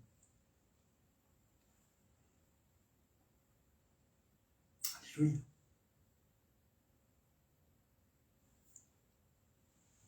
Zany olona tenenenareo zany, zany olona tantaranenareo zany, misy fotoana mampionona teraka dia namangy anay zany olona zany. Fa tena vola kely sady vola hafahafa maloto be zay vola natao tanatin'le valoto, tena gaga zay hoe ahoana ary zany. Tena hoe tena kahity zany olona zany rehana. Fa izy nefa lasa mpanompon'Andriamanitra.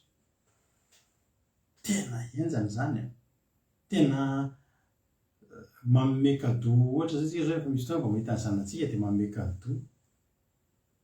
Dia raha ohatra hoe manome kado zanaka ao ianao, bara kely indrindra mba 5 € vola taratasy ohatra. Fa za mbola raha ty-andafy za mahavita manome centime zany sady mbola le arahana hanina kely reny ngala sady. Toy izay le tenin'Andriamanitra.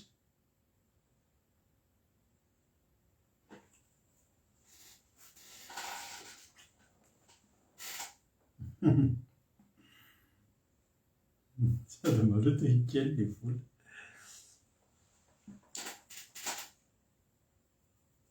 Hoy isy Petera 5:20. Jesosy indro efa nafony zavatra rehetra ka nanaraka anao. Hoy Jesosy taminy. Ary ity zavatra ity, raha ity zavatra ity nitenenin Jesosy tamin'ny resaka ny lehilahy io, dia nijanona io lehilahy io fa tsy nandeha. Zao ny tenenin Jesosy tamin'ilay olona tery hoe mandehana amin'ny Dio izay rehetra nananao ka omeo amin'ny malahelo dia hanarakitra any an-danitra ianao, dia avy hanaraka dia nanjoro izy ka laza. Fa zao no tena izy. Rehefa niteny Petera Jesosy izay nafony zavatra rehetra nanaraka anao, Dio Jesosy. Lazaiko aminareo marina tokoa, tsy misy olona efa nafohy trano, na rahalahy, na anavavy, na reny, na ray, na zanaka, na tany, no ny amiko sy ny filazantsara, ka tsy handray 100 ely amin'izao andro ankehitriny izao, dia trano, rahalahy, anavavy, reny, zanaka, tany mba mifanenjehana. Ary amin'ny andro avy dia fiainana mandrakizay. Fa io tsy nitenenin'ilay olona an Jesosy. Tsy nitenenin Jesosy an'ilay rahalahy tary amin'ny tary. Zay ny hoe fizantokana. Nazavain Jesosy ny marina momba ny filazantsara teto ry havana. Fa ny filazantsara tsy mampahatra. Fa ny filazantsara dia fizantoetra isan'andro isan'andro. Aika raha ohatra ka misy olona iray mafohy ho amin'ny asan'Andriamanitra, mafohy ho amin'ny fanjakan'Andriamanitra, raha nafohy trano izy dia avo zato ny andron'Andriamanitra mbola eto an-tany. Tsy hoe rehefa ny an-danitra ihany. Fa dia n'izao ankehitriny izao Jesosy zany hoe eto amin'ity tany ity dia tonga dia efa mandray avo zato eny aloha. Ka ado zany ireny. Fa ny tena zava-dehibe, ary amin'ny andro avy dia fiainana mandrakizay. Aika raha mafohy ianao, raha manao tsinotsinona n'izany vola zany ianao hoe io ny tazona ny fonao, dia voalohany indrindra izay ahafafinao avo zato eny tsinjainao eto an-tany iny, fa ny ambonin'izany ianao hovavonjy ho any amin'ny fiainana mandrakizay. Io ny tsy amin'ilay lehilahy. Ao ambadiky ny tenin Jesosy io, tsy nitenenina azy hoe zao ny zavatra omenanao rehefa fa manova fotsiny aloha. Ary zany dia zavatra tena fizantoetra zany. Mafohy aloha ianao, zay ianao vao mijinja avo zato eny nefa ianao koa any an-danitra. Any ny secret eo amin'Andriamanitra. Halleluia. Ry Petera zany nafohy zavatra rehetra, fa sady handray avo zato eny no amin'ny zavatra ho avy dia fiainana mandrakizay. Miandry antsika hoe fiainana mandrakizay, fa mialohan'izay izay rehetra nafohy tsika dia avo zato eny men'Andriamanitra azy. Azany ravana tena tetena amintsika mihitsy hoe lakile amin'ny fahombiazana raha nompan'Andriamanitra dia ny famitehantsika ny fitiavantsika vola. Fa raha potika ao anatintsika ny fitiavam-bola dia azo antoka. Raha izao nivoanao handeha hanompan'Andriamanitra izao ka ny vola no nataonao tsinotsinona voalohany, tena handroso ianao ary ho any an-danitra. Fa raha mbola io vola io no mibahana aminao dia taddio fa ny vola ny fototry ny ratsy rehetra no ten'Andriamanitra. Ao daholo ny fototry ny ratsy rehetra.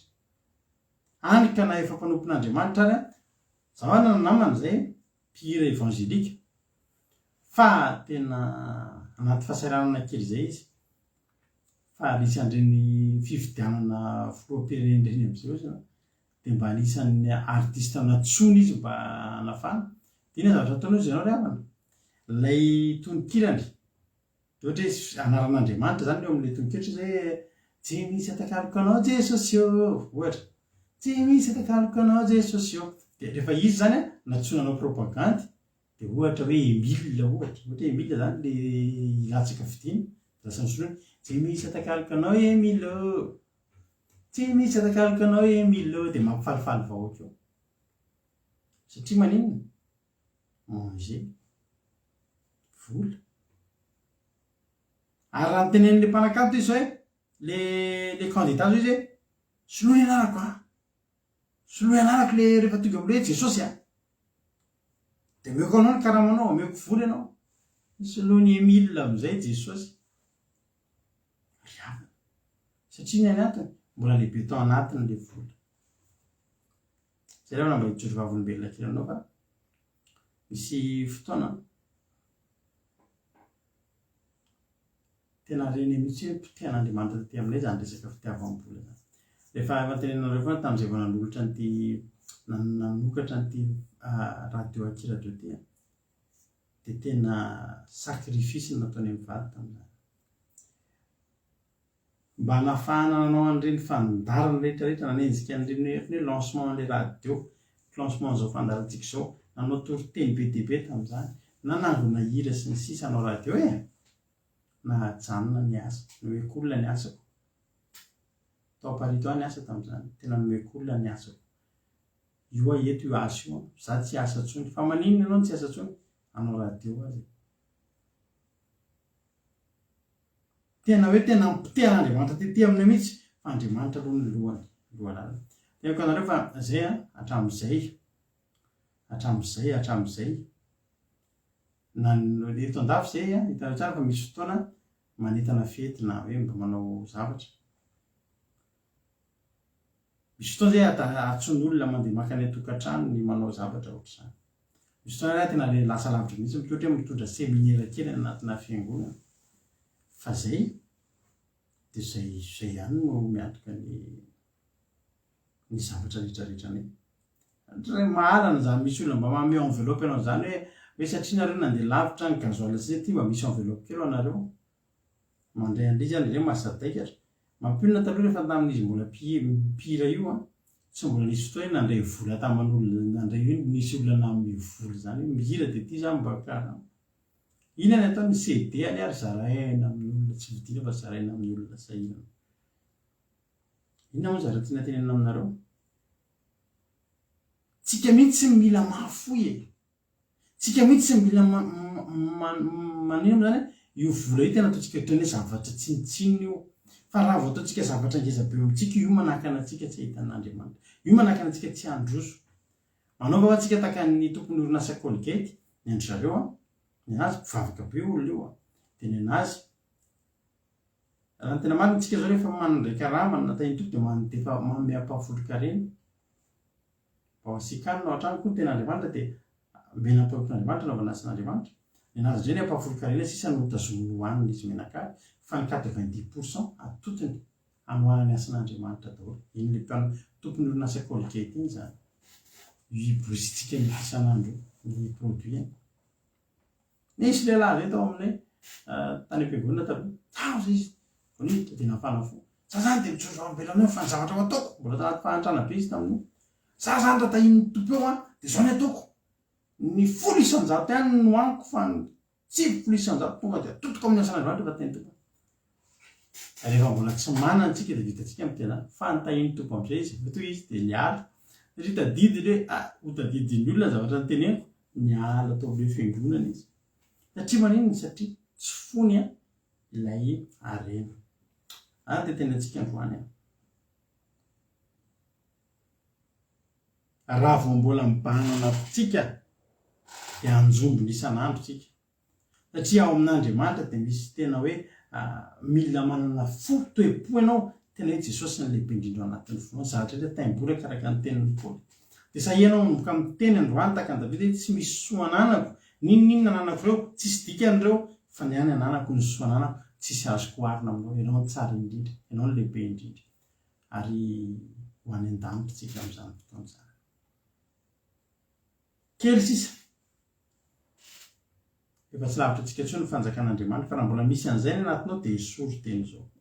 Vola izany ny havana tenteneko anao, na hiazakazaka ohatry ninona ianao rehefa tsy ho hita io, tsy ho hita. Fa io tonga ho azo foana io, manantona anao io rehefa katsahanao ny fanjakan'Andriamanitra. Halleloia. Dia maheresitsika rehetrarehetra. Petresa efa nafony zavatra rehetra. Hoy Jesosy hoe aza matahotra ijinjavizato eny ianao eto tany fa ankoatr'izay meko anao ny fiainana mandrakizay. Andaontsika tsy hanao taka an'ity mpanan-karena ity. Andaontsika tena sady anao sitrapon'Andriamanitra no tsy ho tazomitsika, tsy atoky, tsy hitoky. Ndre misaotra Suzel zay koa Colgate matetika vidianay mba manohana mpanompon'Andriamanitra, mba manohana ny mpivavaka ohatratsika. Halleloia. Dia izao ny zavatra nitranga. Ity lahy ity lasa nandeha satria heveriny fa ho very ny zavatra ataony. Fa Jesosy ny teny taty ambany fa izay rehetra ataontsika dia avy zato teny ilay kely indrindra. Fa ankoatran'izay dia ny fiainana mandrakizay. Dia tena amintsika izany hoe aza velainao ny voasakatsakan'izany hoe fandehananao any an-danitra dia ny fitiavanao vola, ny fitiavanao sy fireketan'ny fonao amin'io arenanao io dia manjary tsy vovontsika ary tsy tonga any an-danitra isika ry havana. Io ny vaton'ny sakana teo amin'ilay lehilahy. Io ny vaton'ny sakana fa tokony ho tonga tany an-danitra izy. Efa tsy lavitra azy intsony ny fanjakan'Andriamanitra fa mibahana ny vola. Ary ny vola dia afaka mibahana ny olona tsy ho tonga any an-danitra. Rehefa ao anatin'ny olona fitiavam-bola dia mananao foana izy.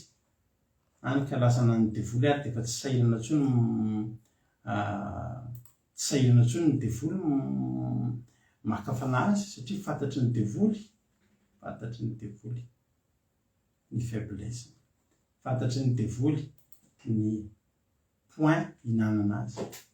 Aty teny aminao androany manao hoe andaontsika tsy hanao taka ny mpanan-karena fa andao isika ity an'Andriamanitra. Andao isika tena afony zavatra rehetra aza ataonao zavatra misy dikany. Araka ny teny ranavavitsika hoe tsika tsy tia vola, ilaitsika ny vola. Ilaitsika ny vola. Fa fantatsika ankehitriny fa tsisy dikany io raha mihoatra amin'ny fahatsaràn'Andriamanitra sy ny voninahitr'Andriamanitra.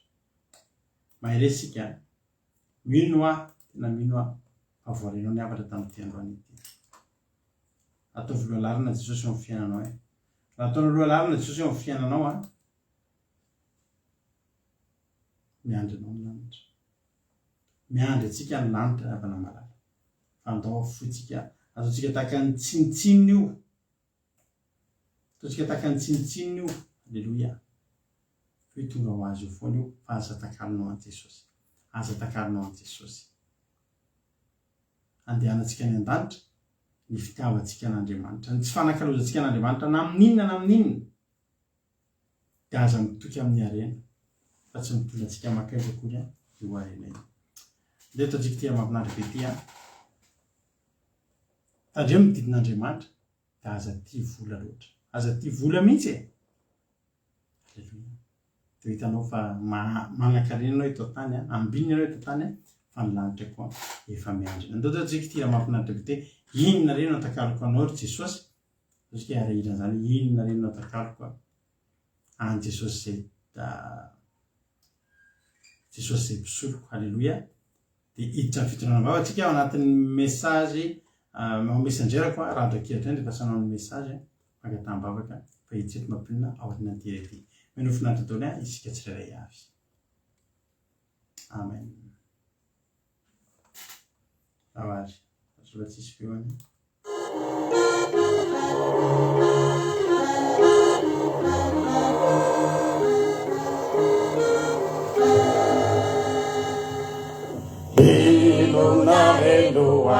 kaloko ani Jesosy zay mpisoloko isafatray sayo sembava simoralevona rahabona asonikonitoka tsy maty nifiroavako Jesosy tsisoloako nainona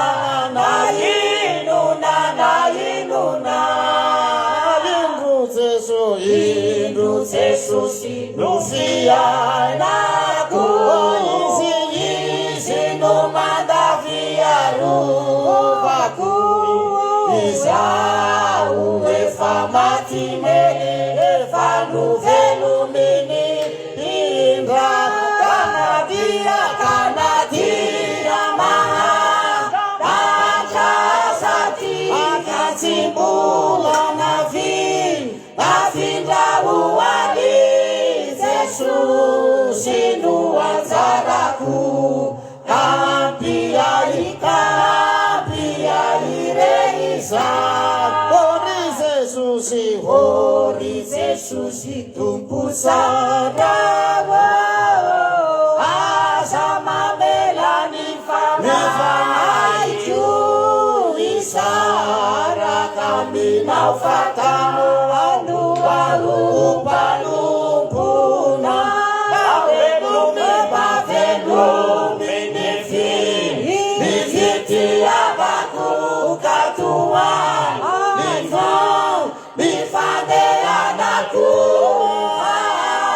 anarako ny lalana izay ny lalana aleana mavelomy nifitiavako katoany mifandehanako anarako ny lalana izay ny lalana aleana.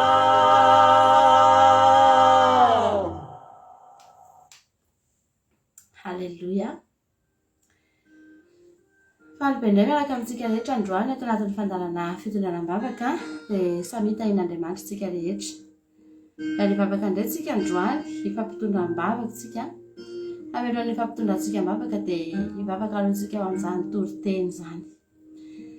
Ny baziny io rehefa na dia fitiavana ao amin'ny fitiavanao, ao amin'ny fo ao foana no fototra an'izany ten'Andriamanitra izany. Iza fotsiny ny tianao dia hoe ny ten'Andriamanitra manao hoe ary amin'izay misy ny fonao no misy ny harenanao. Ary rehefa tianao Andriamanitra dia potika ho azy ny fitiavam-bola. Potika ho azy ny fitiavanao ny zavatra ny tany sy ny harenan'ny tany sy ity izao tontolo izao ity satria Andriamanitra ny tianao. Fa matoa mbola voafatotra ny fitiavam-bola, mbola tsy manaiky mihitsy raha vao ny vola ny voakitikitika. Raha Jesosy ny voakitika tsy mampaninona ny olona, fa rehefa ny vola ny voakitika dia marary ny ainy, dia mbola any izay ny vola, mbola iny izay ny tiany. Fa androany zavatra tsotra no ezaka ataonao, afindrao ny fitiavanao, afindrao ny fonao, afindrao ny havana. Ary io misy zavatra katsahana eto amin'ity tany ity. Ianao tsy afaka hikatsaka zavatra anankiroa tena hoe mahery vaika be izany. Hoe za kosa aloha tena sady mikatsaka vola makarena no tena mikatsaka be an'Andriamanitra koa tsy mitombona izany. Fa ray ihany. Ninona mety fomba hitadiavana azy? Be dia be ny olona mivavaka fa mikatsaka vola makarena ny tena hivavahany. Mikatsaka miliara ny tena hivavahany fa mivavaka ihany izy. Fa tsisy olona mikatsaka zavatra roa mitovy tantana zany. Ary zay no tonga Jesosy ny teny manao hoe tsy hainareo ny manompo any mamoana sy ny manompo ahy. Fa na ny ray tsy maintsy ho hala, ny ray ho tiana kokoa.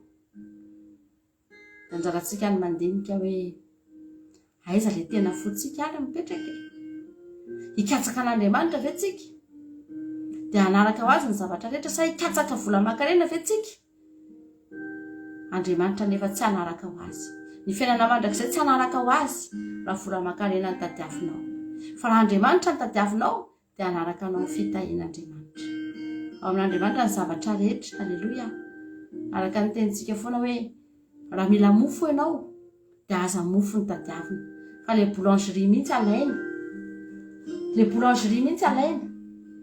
raha mbola le mofo ny tadiavinao dia ho lany ihany mofo iny rapitso dia hitady mofo indray ianao raha fakapitso fa raha le boulangerie ny alainao dia misy mofo foana eo dia mihinana se lany ianao dia tsy mitaitaina ny amin'ny mofo tsony ianao hivavakantsika amin'izao fotoana izao Jesosy sotranao zany amin'izany teny izany ary mahasoana iny Jesosy izany teny izany matoa tonga teto androany amin'izao fotoana izao tokoa Andriamanitra katsahan'ny olona ny vola makarena ary fatao arakaraky ny katsahana an'izany ohatry ny voamaika atao tsy ahitana an'izany ange Andriamanitra miamahanitra ange Andriamanitra ny olona amin'izao fotoana izao miamidina ny farim-piainana raha tsy teny afa-tsy ny any amin'ny firenenay any amin'ny firenena maro samihafa amin'izao fotoana izao dia toa hita miamidina ny farim-piainana kanefa nanomboka efa ela ny efa nitadiavana an'izany vola makarena tsy nitsahatra satria ny olona diso hevitra Andriamanitra fa lany andro tany amin'ny fitadiavana vola makarena sy laza sy voninahitra fa tsy mba nandany ny fotoana taty amin'ny fitadiavana anao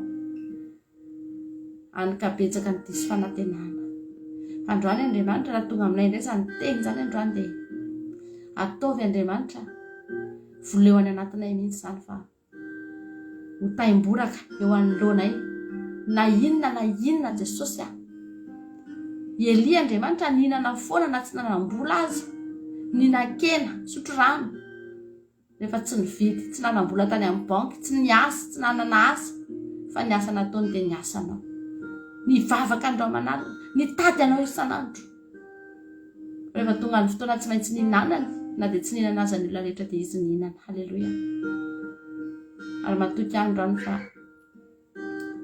ambolenao any anatinay koa izany teny izany misaotra indrindra Jesosy epreuve ngezabelona lovantsika ny avana malala iny vaksiny iny anisan'ny tena nahitana tany anatin'ny olona iny hoe inona ny lehibe tamin'ny olona ny vola ve ny asa ve sa Andriamanitra tsika rehetra ny ananahita rehefa ny vali ny analizy dia ny majorité amin'ny olona dia nanao vaksiny satria matahotra ny olona ho very asa matahotra ny olona tsy ahazo vola sy karama intsony dia nanao vaksiny daholo ny olona fa isika haleloia teto amin'ny andramoka izahao misaory ianao an'Andriamanitra fa notezain'Andriamanitra ianao nopotehana tany anatinao ny fitiavam-bola ny fitiavana ny fikatsahana tiaren'ny tany ity tao anatin'ireny epreuve izay nalovantsika ireny misaory an'Andriamanitra ianao fa afaka tamin'izany fanadinana izany toy izy ireny fa reny no atao hoe manompo an'Andriamanitra isika fa tsy manompo any mamona ry havana aiza zao ngatsika izao nahatra ngatsika izao sans abri nga ianao izao tsy nandray karama ntsony tsika ingeny havana izao tsy vita vaksiny fa mihinana somatsara nga nisy potika fiainana teto nefa tsy nandray vaksiny aleloia filifily ny olona manenina amin'izao fotoana izao satria nandray vaksiny tonga amina fanenenana lehibe mahita ankehitriny hoe tena takizay tsy nanao ve ohatr'izao le izy inantsony moa ny azo atao efa niraisiny iny fa anatra ao atsika lesona ao atsika reny aza miazakazaka amin'ity zao tontolo izao ty andao hitady an'Andriamanitra fa tsy very mandeha izany ianao misaotra anao izay Jesosy ny an'izany teny izany voninahitra ny eo anao ririany makasitraka tompo fahatsara ianao haleloia amen izy fafitranam-bavaka tsika amin'izao fotoana izao dia niangatahako aminao mamerina foana ako isaky ny fotoana ohatr'izao hoe ianao indrindrindrindra isika ilay mangatabavaka indrindrindrindra ozy ahako mahareta hatramin'ny farany. Za zao eto tsy mangatambavaka mihitsy fa za maharitra hatramin'ny farany mitondram-bavaka anareo eto. Ary tsy miala eto raha tsy vita daholo ny fangataham-bavakanareo. Dia anareo koa mahareta hatramin'ny farany. Satria nareo aza entina ambavaka dia miara mivavaka tsika. Fa tsy manao ohatran'ilay rahavavy izay soratana ny fangataham-bavaka dia lasa izy matory. Dia tsy hitany akory hoe voatonona tao ary izy sa tsy voatonona. Atsika tsy ohatr'izany. Atsika dia sady mangataham-bavaka no miara mivavaka. Halleloia. Dia mifampaherintsika anatin'izany. Aza misy matory. Tratrety daholo ilay matory ao anaty fitondranam-bavaka moa. Misy caméra cachée ao eny ary lasarintsika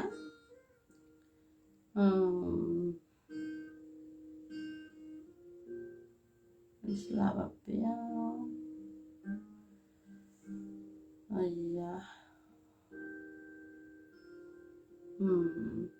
fiadanan'ny tompony eo aminao raha vavy ary koa ho anareo menakafy kely ao. Mangataka vavaka fisaorana fa nahavita soa ny adidy nampanao mangataka vavaka fisaorana. Fisaoran'Andriamanitra tsika rehefa avy eo. Mangataka vavaka ihany koa fa nahazo QTF fanindray aho na dia efa nofohanan'ny préfecture aza ilay tamin'ny voalohany. Tena gaga satria tsy mbola nisy teo aminay izany, tena mahagaga marina. Mangataka vavaka ho an'ny fiainako manokana mba hahita asa soma tsara. Fa voatery tsy maintsy misaraka izay ilay sobaviko fa efa maty ilay dadany mikarakaraiko fa tsy afaka nitasina intsony zareo. Mangataka vavaka ihany koa any tokantranon'ilay zanako vavy any Nanty any koa fa mikorotana zareo fa tsy afaka niandray ahy. Mangataka vavaka ho an'ny papieko fa efa miady mafy koa ilay avoka hitsanonako eto. Misaotra makasiraka indrindra rahavavy. Misaotra antsika rehetra ihany koa miara mitondram-bavaka amiko izany olana rehetra izany. Ary tsaretaka ato aminay amin'izao orana ratako izao. Andriamanitra anie hiaino vavaka sandratsika rehetra. Misaotra indrindra tompoko. Amen. Aireza ianao raha vavy malala. Hoy ny ten'Andriamanitra hoe ny Espito no manambara fa efa akaiky ny fahazavana. Manana fanantenana azakivy. Fahalalana lalovantsika izao. Ary ao anatin'izao karazana ohatry ny Espito izao mihitsy. Andriamanitra nampiseho ny fahazavana aminao. Fadio ny miraviravy tanana, aza monomonona, dia fikiry mafy ny fononao. Tadidio tsara fa tamin'ny ianao mbola tsy nivavaka aza mbola vitanao ihany ny aritra ny fiainanao. Dia maika ianao izao efa miaraka amin'Andriamanitra. Fomban-javatra io. Fomban-javatra io. Fa aza mikoropaka amin'io ianao. Fa Andriamanitra hiasa ao anatin'io problemanao be dia be io. Rehefa mamaky an'izy dia ohatran'ny hoe be dia be tokoa ilay olana. Ary tsy mba misy kelikely. Fa izany efa teteny aminao androany. Fa ry havana. Inona ny zavatra tsy hain'Andriamanitra atao e? Izy ny Jehovahandriamanitra ny voretra moa ny zava-mahagaga tsy hainy atao fa ao anatin'izao mihitsy ianao no mila mifikitra. Ao anatin'izao mihitsy ianao mila mitazona ny fononao. Manana faharetana aty ianao Jesosy. Jesosy malalo. Donam-bavaka ny tena-vaviny aty izay amin'izao fotoana izao. Voalohany indrindra Andriamanitra dia misaotra anao izay tamin'ny zavatra rehetra izay nitranga teo amin'ny fiainana satria inonay ary atokisanay zato isan-jato fa fandaminanao izany. Isaorana ianao ny adidy izay vitany nandritry ny fotoana maro Jesosy tamin'izany ravozany izany ary dia isaorana ianao ny fandaminanao Andriamanitra. Misaotra anao foana izany amin'ny zavatra rehetra Jesosy amin'izao zavatra tantarainy izao dia ianao no mahita Andriamanitra fa raha mijery izay dia tahaka ny tendrombohitra avo dia avo tokoa izany olana rehetra tantarainy izany. Tratranao QTF izy. Tsy afaka mipetraka amin'ny abam-bady ny zobaviny izy. Tsy afaka mipetraka amin'ny zanany izy. Jesosy malalo. Raha izany rehetrarehetra izany ny jerena dia tahaka ny hoe tsy misy mangirana ny fiainany.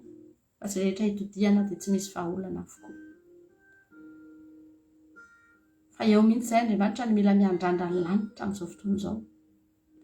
Fantatra fa ny Andriamanitra dia Andriamanitra manana lalana tsy tambo isaina afaka sokafany eo amin'ny fiainanay, manana vahaolana tsy tia tahisa afaka ahidiny eo amin'ny fiainanay.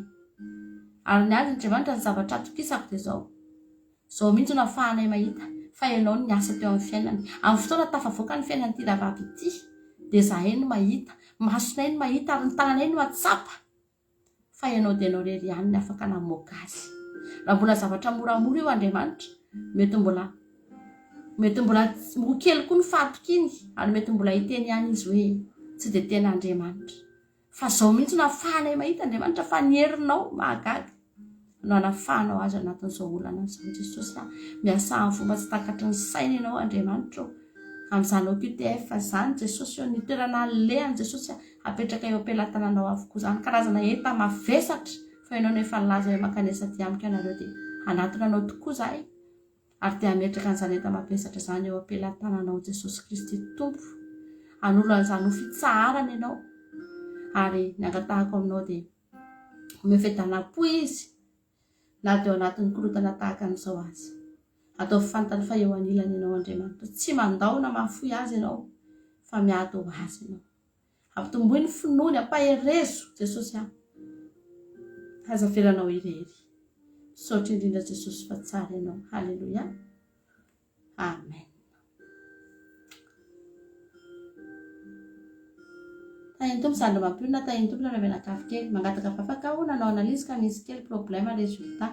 Tsy grave ny dokotera fa mila miverina ny aminy jerena traitement atao fangatahako, jerena traitement atao fangatahako fafaka mba hahita izay traitement atao le dokotera. Jesosy ny hanolo azy izay atao dia fahasalamana ny tenako manontolo mankasitraka sandry mampiona. Kafa etsika mbavaka ianao.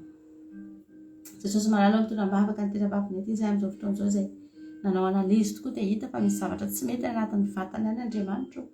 Ny zavatra angatahany androany dia ny dokotera ahita tolotsaina amin'ny fanafody fa izay kosa androany dia ianao mihitsy no angatahany any anasitrana an'izany aretina izany. Ny tsy fahatomombanana anatin'ny vatany any Andriamanitra. Lehilahy anankiray tsy nisy voamaso fa nikasihanao na volavolainao ny fotaka dia nisy voamaso ary nahita izany lehilahy izany. Tova tsy nisy afaka nisy. Jesosy androany mangataka ihany koa. Mangataka ny tananao mahery hikasika ny tena vavina ity.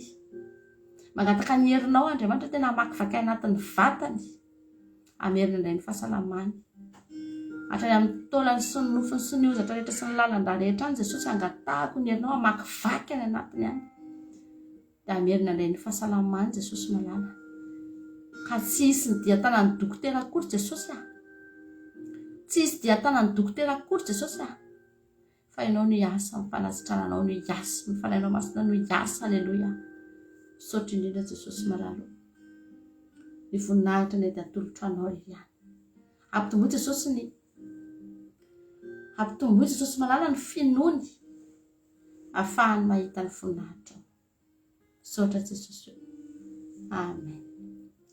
Tahiny tompo zoko mampirina nareo menakavy mankasitraka mialoha zoko mampirina. Misaotra Jesosy fa salama tsara zahay menakavy dia misaotra Jesosy amin'ny fahalim-bavaka izay azo dia voninahitra ho an'i Jesosy irery ihany dia mangataka vavaka mba rehefa ohatra izao nareo dia mba tantarao kely ilay valim-bavaka any mialohan'ny angatahanareo aloha dia mba tantarao hoe ina ilay valim-bavaka azonareo dia mba iarahantsika amin'ny faly ony mba fangatahako zany izay zavatra izay satria rehefa mangataka nareo dia précis be mihitsy ilay izy hoe reto avy ilay zavatra angatahany dia rehefa mijoro avolomena rehefa nareo dia misaotra amin'ny valim-bavaka rehetra tsy voatanisa fa ateneny hoe inona aretina ve sitra na azo ve ny asa na nahoana ny fiainana mba hampahery antsika ihany koa anatin'izay dia avy eo mangataka indray. Halleluja. Dia tantarao kely izy mba hampahery anay. Halleluja. Valim-bavaka izay azo dia voninahitra ho an'i Jesosy irery ihany dia mangataka vavaka mba hafangany Jesosy fony vadiko sy zanako sady tombo bebe kokoa ny finoana mankasitraka lehibe indrindra zoko mampirina dia Andriamanitra ny amalim-potoana iray menakavy. Halleluja. Amen. Valim-bavaka izay rehetra azo tsy voatanisa eny izay rehetra azo tsy voatanisa marina ange izany fa mba ilainay fantatra mihitsy hoe ina raha ohatra ka zavatra azonareo tenenina fa tsy hoe tsy azonareo tenenina satria tondra mavaka tsika tena tenenina daholo mihitsy dia rehefa mba mijoro vavolombelona koa nareo dia mba tantarao tsara ny zavatra nataon'Andriamanitra nareo. Aza malaina mijoro vavolombelona fa izany ary ny tena tsara indrindra, ny fijoroana vavolombelona ny tena tsara indrindra. Aleloia. Dia aretina sitrana hony sady milamina tsara. Eny ary afaka antsika amin'izao fotoan'izao any mba fony izany ny vadiny izay izany no angatahany indray androany. Dia anareo ihany koa anatin'izany tsy ny vadiny irery fa ny be dia be ny vadinareo eto mba tianareo hiova fo koa e. Aleloia. Dia mba angatahantsika arotsika izany fitondranam-bavaka izany mba angatahantsika amin'ny vadina rehetrarehetra izay mbola tsy mivavaka ireo mba ho kasihan'Andriamanitra ny fony. Jesosy manalo misaotra anao izay ny amin'ny valim-bavaka amin'izao fotoan'izao dia saorana ny anaranao satria ianao no manome an'izany Andriamanitra dia voninahitra ny eo anao Jesosy fa mandray valim-bavaka tokoa izahay. Rehefa mangataka izay dia mahazo ary ianao dia Andriamanitra tsy mba sarotiny ianao. Manome anay izay irinay, manome anay izay angatahanay ianao. Aleloia. Andriamanitra tsy mba kahidy ianao fa raha fahasalamana ny angatahanay taminao dia nomenao anay izany. Misaotra anao ny amin'ny valim-bavaka voaray an'ity rahavavina ity. Anankehitriny dia mbola mangataka aminao ihany koa Jesosy ny amin'ny vadiny izay mba tiany hiova fo ihany koa Andriamanitra. Izany no mba faniriany Jesosy. Dia mba tiany hiova fo ny vadiny Jesosy manala. Ary tsy izy irery ihany fa maro aminay eto no mbola voafatotra ny vadiny, mbola tsy miova fo. Jesosy malalo, maro aminay eto no mbola manana vady maditra, manana vady mpaniratsiranao. Angatahanay eto anatrehanao koa Andriamanitra mba hikasihanao an'izy ireo. Kasiho ny fony. Raha izay Jesosy nitory amin'izy ireo dia fantatray fa ho sarotra amin'izy ireo ihany ny ino. Mety tsy handray izay zavatra teneninay izy ireo. Fa raha ianao kosa ny kasika an'izy ireo Andriamanitra, amin'ilay tananao mahagaga, ilay ratsan-tananao mahagaga, dia misy matoky izay fa misy fiantraikany any amin'ny fony any ary dia hanova azy. Dia anisan'izany ny vadin'ity rahavavina ity izay ho kasihanao ihany koa mba tiany hanompony anao Andriamanitra. Misaotra Jesosy malalo. Voninahitra ny eo anao rehetra ihany. Aleluia. Amen. Eny ary eo ihany tsika. Tahiny Jesosy pastora ianao sy ny ankohonanao. Eto dia manao fijoroana vavolombelona fa vao tamin'ny talata teo no nitondrana am-bavaka. Dia ilay ampitsony iny dia efa nisy ny antso ahy haka ny automobile andoavana écolage sy hofa-trano ary andoavana trosa moa no antony hamarotana azy io. Indra nefa mbola tsy niditra amin'ny paiement izay hatreto dia nisahady fa hitapitry nomeny Jehovah fa androany dia nisy nandefa vola tamiko ho fanampiana handony écolage ny zanako iray taona. Aleluia. Ary dia nalefa ny écolage iray taona ho an'ny zanako. Voninahitra ho an'i Jesosy Kristy. Misaotra Jesosy malala. Tena mahafaly anazy ny valim-bavaka izany ry havana. Tsara Jesosy ry havana malala. Izany ilay mampioraka mihitsy izany. Tena tsara Andriamanitra. Tamin'ny heriny tadidina, tsy haiko nareo natadidy, izy nareo natadidy teto tamin'ny heriny antsika bavaka izay zavatra izay hoe misy tomobila ozy izy amidy fa andoavana écolage ozy sy hofa-trano ozy sy trosan'olona ozy izy fa sahirana be izay. Dia ilay tomobila ny ampitsony iny tonga dia efa nisy ny vidy, mbola tsy tonga akory ny paiement, efa tonga indray ny hoe tia fahalohanay ny écolage ny zanakao rehetra. Ray taona. Haleluia. Dia rainy ianao Jesosy. Misaotra Andriamanitra. Mankasitraka Jesosy fa lehibe ianao. Haleluia. Misaotra anao ny vavolombelona. Voninahitra dia omentsika an'Andriamanitra irery ihany fa lehibe Jehovah. Misaotra anao izay Jesosy. Haleluia. Tianao Jesosy rahavavy mahereza dia mandrosoatra any fa mahita ny voninahiny ianao izao. Tadidinareo izay? Tadidinareo. Haleluia. Haleluia. Natadidy daholo tsika teto. Saorantsika Andriamanitra. Miarahaba anareo vady amin'ny anaran'i Jesosy. Fijoroana vavolombelona nangataka vavaka teto za tamin'ny herin'ny androany ho an'ny nenitoako voan'ny insuffisance rénale tany Mada. Tadidinareo koa izay.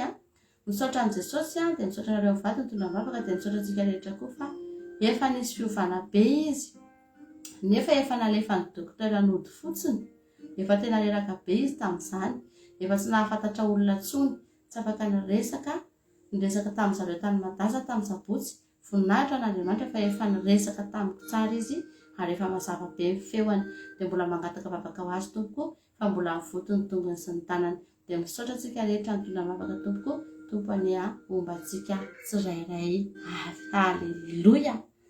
Voninahitra ao an'Andriamanitra ireriany. Misaotra anao nijoro vavolombelona, misaotra anao nijoro vavolombelona dia raintsika Jesosy ao anatin'izany valombavaka izay nataony izany izy no miasa.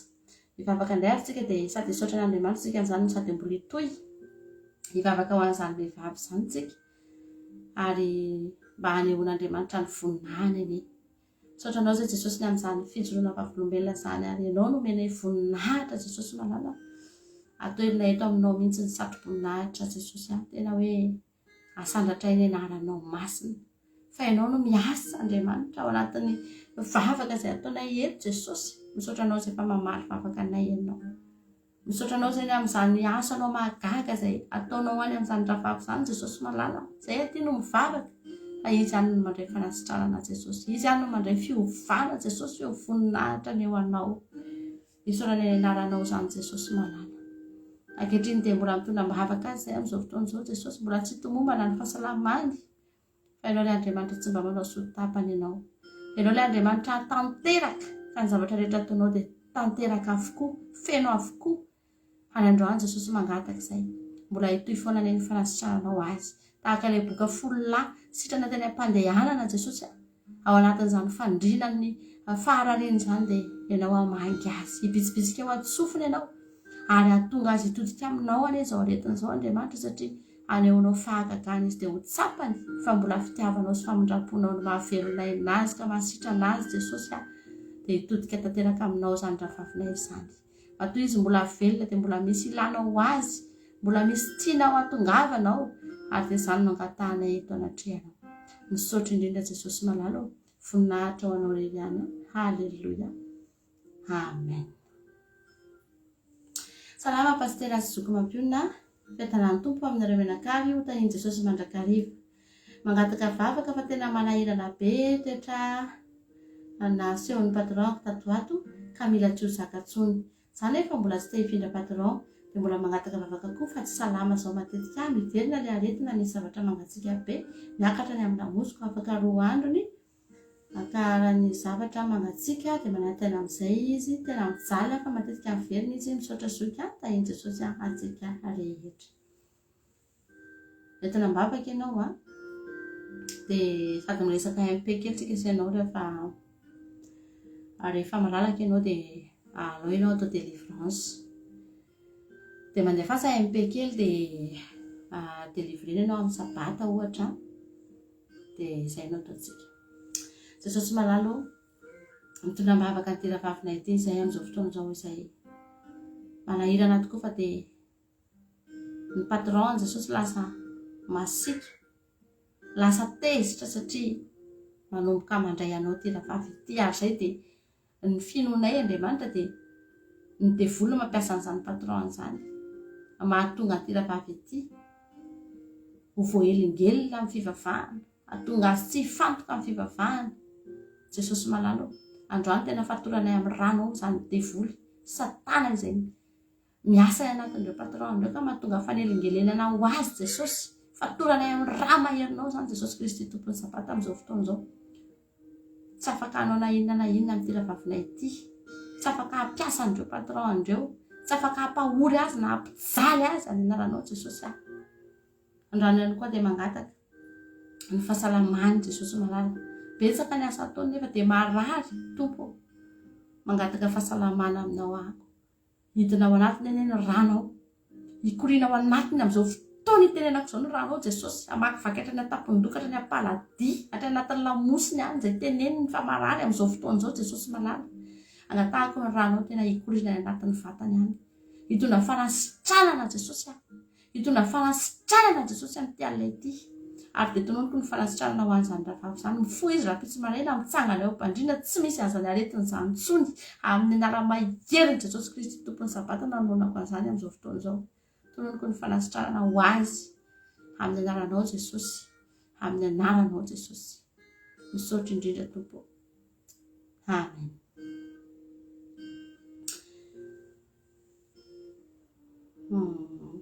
Mangataka vavaka pastera fa tsy dia mahita tory nefa za tsy marary makasitraka indrindra ho anareo mivady. Tsy dia mahita tory anefa tsy marary izy ao fa etsika mbavaka ianao. Jesosy manalo mitondra mbavaka ny tira-vavina ity zay amin'izao fotoana izao zay tsy mahita tory izy amin'ny alina Jesosy mangataka aminao zay Andriamanitra fa dia tena fahoriana tokoa zany ary zany no mitondra aretina, zany no mitondra farerahana. Ny alina dia natao atoriana anefa izy dia tsy mahita tory.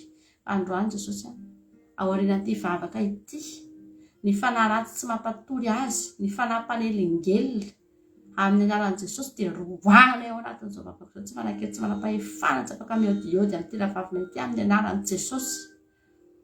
Fa androany Andriamanitra dia angatahany mihitsy ny herinao hidina ho aminy. Jesosy ao anatin'ny fiadanana izay omenao azy dia omenao azy miaraka amin'izany ny torimaso mamy. Ho afaka avokoa ny ampizanana sy ny fahasasarana rehetra Jesosy ao anatin'izany torimaso izany satria ny alina dia omenao atoriana ary tsy azony devoly angalarina izany torimasona izany amin'ny anaran'i Jesosy. Tsy azony devoly angalarina ny torimasony tira-vavy ity amin'ny anaran'i Jesosy fa nomena azy izany alina izany hitsaharany. Androany Jesosy manomboka amin'ity alina ity dia tononoko fa matory tsara io rahavavy io. Tsy taitaitra, tsisy anaitaitra azy. Aleloia. Fa tonga ny maraina dia hifoam-pifaliana izy afaka ny ampizanana nahazo torimaso mamy. Voninahitra ny eo anao Jesosy. Amen. Iny Tompo pastora Menakavy mangataka vavaka fa misy raha vaviko, misy raha mivonto anatin'ny tentany alakamisy no nidirany izy. Mangataka vavaka amintsika rehetra mba ho sitrana makasitraka mialoha rahavavy zoko mampionakira-deo fa Andriamanitra manan-karena no amaly fitianareo. Haleloia. Tainy Tompo pastora mivady tamin'ny alakamisy nasoloa vonto ny tendany anatin'ny tentany alakamisy no hindirana izy. Hodidina angambany zany alakamisy no hodidina izy. Fa diso le message fa etsika mbavaka amin'izao fotoana izao. Jesosy manalo mitondra mbavaka nyity rahavavy ity zay Jesosy amin'izao fotoana izao. Rahavavy nyity rahavavina ity zay marary Jesosy malalo anatin'ny tendany any ary dia mety hodidina izy amin'izany aretiny izany. Jesosy angatahako eto anatrehanao amin'izao fotoana izao Andriamanitra.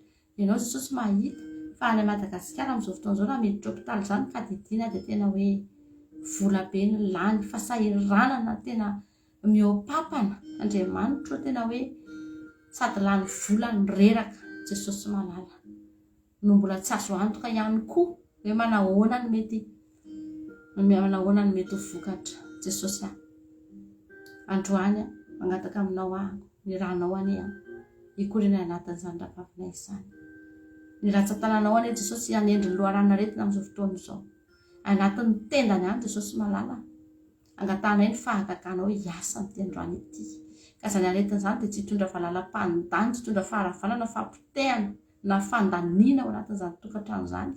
Fa roahanay ny valalam-pandany amin'izao fotoana izao. Tsy afaka manjakazaka ao anatin'izany tokantrano izany amin'ny anaran'i Jesosy. Tsy afaka mitondra na ny ariary, tsy afaka mitondra vola mivoaka ao anatin'izany tokantrano izany, izany aretina izany amin'ny anaranao Jesosy. Fa fahagagana avy aminao no anasitrana ny tokantrano ity, anasitrana amin'izany aretina izany. Misaotra indrindra Jesosy voninahitra ny eo anao reriany. Aleluia.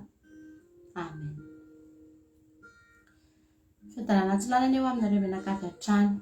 Nizory vavolombelona zaho mba ho voninahitra Andriamanitra fa ilay zokiko vavina ity nambavaka teto tamin'ny heriny ilay nisy fahaterena ny lalan-drà ka niteraka aretina an-doha sy marary ny ilany ankavia dia efa miforma tsara raha efa sitrana be na dia hiarina aza noho ny vesatry ny lohany. Efa sahirana be na dia hiarina aza noho ny vesatry ny lohany. Dia ilaina Jesosy ary mankasitraka ireranareo mivady hatrany sy ny groupe izay maharesa. Jesosy any amaly fitianareo hatrany hatrany. Haleloia. Amen. Tadidinareo koa izay entina mivavaka teto marary izy dia marary ny ilany narary tamin'izay ilany ankavia dia efa sahirana be izy na dia niarina azy fa dia voninahitra ao an'Andriamanitra. Aleloia. Fa sitrana soamantsara izy amin'izao fotoana izao ary dia isaorana koa tsika rehetra izay miaraka amin'ny tonam-bavaka eto fa dia hanehoan'Andriamanitra ny voninahitsika dia isaorantsika n'Andriamanitra dia misaotra ny rahavavy koa nijoro fahavolom-belona hanomezantsika voninahitra n'Andriamanitra fa mampahery antsika nge reny tena mampahery antsika reny ary mahatonga antsika tsy ho reraka amin'ny tonam-bavaka eto satria misy vokatra ary misy valiny mivavaka sy asandratsika eto dia raina Jesosy haleloia amen. Tainy Jesosy nareo vady pasteur haleloia vita soa matsara ny inscription ny zanako lahy fiantsara ny dosiany makasitraka nareo rehetra ny tonam-bavaka Jesosy ny amary fidianareo tainy Jesosy misaotra betsaka rahavavy nijoro fahavolom-belona dia mirary soa ny zanakao ho tonga amin'ny ambony indrindrany olohany fa tsy ho rambony mambony fa tsy ho ambany io tahin'Andriamanitra nareo menakavy kely dia mankasitraka ny fijoroana fahavolom-belona hiterahantsika ny anaran'i Jesosy voninahitra an'Andriamanitra irery amen. Tainy tompo pasteur fijoroana fahavolom-belona mangataka vavaka amin'ny rahavaviko narary tany Madagasikara haleloia Andriamanitra isaorako an'Andriamanitra fa sitrana soa matsara izy dia raina Jesosy mankasitraka zoky tompo any amary fitianao sy nankonanao haleloia amen. Mangataka vavaka ho any anadahako izay efa niresahana taminao iny efa tonga saina kely izy mbola mangataka vavaka mankasitraka zoky haleloia dia raina Jesosy masitrana indray koa ny aretina izay nentina bavaka teto ary dia efa manomboka miova tadidinareo nisy olona nentina bavaka teto olona maditra be fa amin'herintsika tonam-bavaka izay zay hoe maditra be mihitsy misotro toka be dia mifoka zava-mahadomelona mihitsy ngamba nisy izay raha tsy diso dia nentina bavaka teto efa manomboka tonga saina hono izy zany dia isaorantsika n'Andriamanitra zany. Jesosy misaotranao zany amin'ny valim-bavaka izay nomenao an'ity rahavavy ity Jesosy malala tena hoe hitan'ny masonao sy ny tananao avokoa izay rehetra entinay am-bavaka eto Andriamanitra any amin'ny toerana tsy taka-masona ihany fa ianao mahita ary dia mikitika an'izay rehetra voatonona eto ianao isaoranay ny anaranao Andriamanitra voninahitra anao Jehovah-Andriamanitra dia rainay mandrakizay any ny anaranao Jesosy malala ankehitriny dia isaoranay anao ihany koa zany ny anadahy zany izay efa manomboka mitodika amin'izao fotoan'izao Jesosy manomboka kitianao manomboka kasianao manomboka atodika ao Andriamanitra ary angatahako aminao Jesosy mba tsy hijanona treo ny famanginao azy avangio isan'andro sanin'andro tondray isan'andro sanin'andro ataovy tsapany ny tsy mety ataony ataovy tonga amin'ny fibebahana Jesosy ataovy fantany famanimba azy ny toka sotrony ny fahotana ataony mba tonga azy hiverina aminao Jesosy malalo voninahitra ny ho anao rery any misaotra indrindra Jesosy misaotra indrindra ny amin'ny valim-bavaka omenao haleloia amen.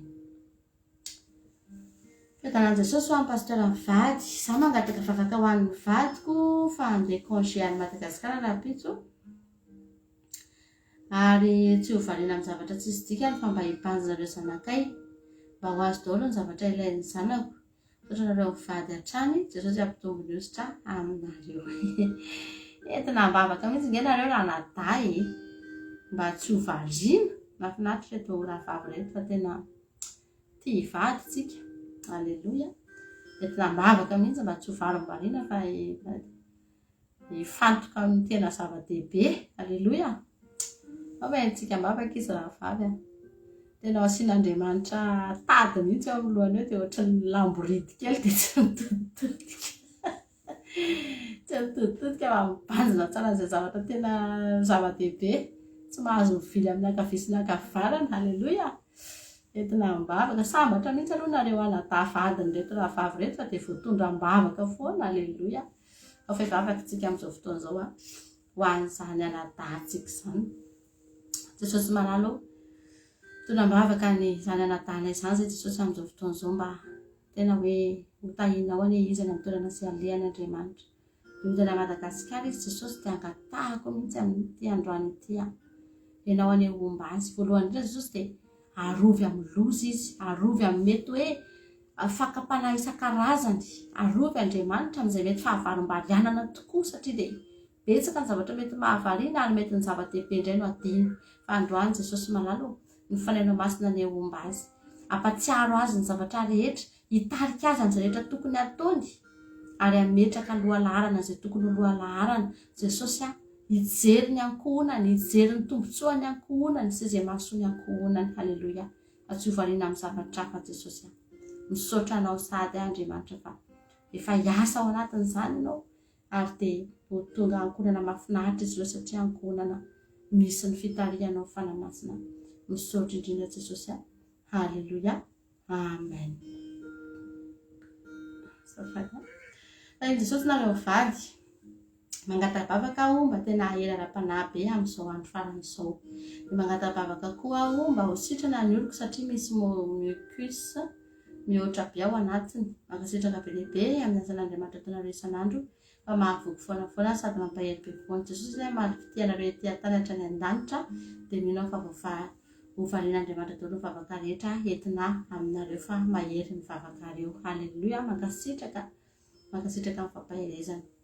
Ao ara fa hivavakantsika mba hahery ra-panahy hono izy amin'izao andro faran'izao ary mba ho sitrana ihany koa ny zavatra izay any anatin'ny orony ihany zany entsika mbavaka.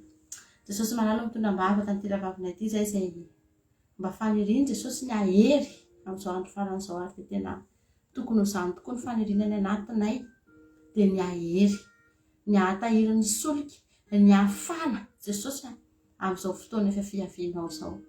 Mba hahatonganay iandry anao amin'ny kafanam-po, amin'ny fitiavana, tsy hivilivily lalana, tsy ovaova hevitra, tsy hiverin'ny-dalana, tsy hangatsiaka akory aza, tsy ho varim-bariana. Fa tena hoe hibanjina anao amin'izay Andriamanitra rehefa fiavianao izao Jesosy. Dia tehirizo ny hafanam-pony, tehirizo ny fitiavana ianao, azavelanao hilatsaka Jesosy na dia kely foana azy fa ianao ampitombo isan'andro. Raha kosa dia mangataka ny fanasitrahana avy aminao amin'izany aretina anatin'ny orony izany Jesosy fa angatahanay ny fanasitrahana avy aminao androany. Mbola misy ny fahagagana, mbola misy ny fanasitranana Jesosy dia amin'ny anaranao rery ihany no angatahanay an'izany satria izany no inonay fa hasitrana azy Jesosy androany any amin'ny tontolo tsy hitany maso any dia hikasika azy ianao. Ny fanahinao masina tsy hitanay maso fa hikasika azy amin'izao fotoana izao ary hitondra fanasitrahana ho azy. Analan'izany aretina sy tsy zavatra manelingelana anatin'ny orony izany Jesosy dia ho sitranonao anay izy amin'ity alina ity. Misaotra indrindra Jesosy malalo voninahitra ao anao iry ihany. Amen.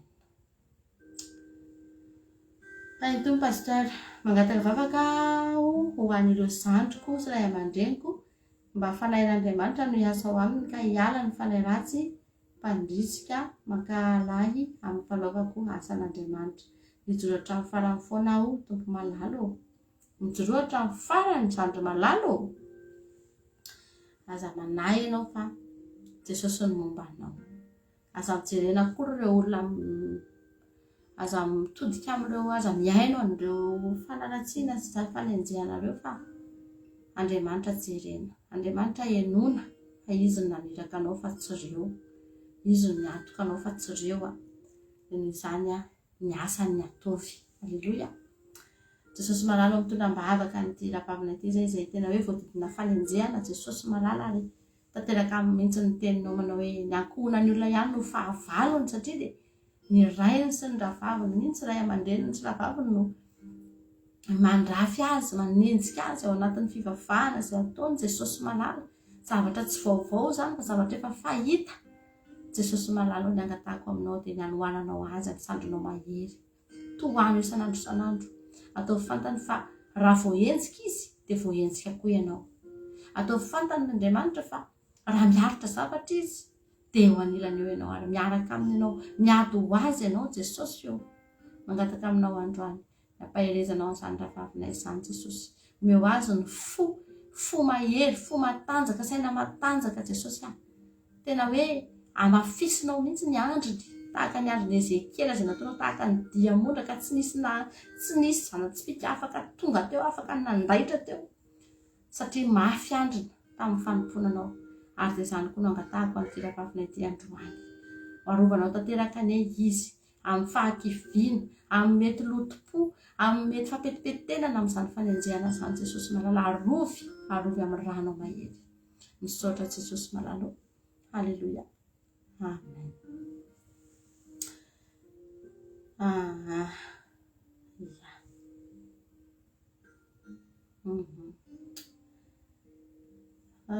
Miarahaba zoko mampionina dia tahiany Jesosy ianao sy ny ankonanao ary misaotra sahady amin'ny fitondrana mbavaka.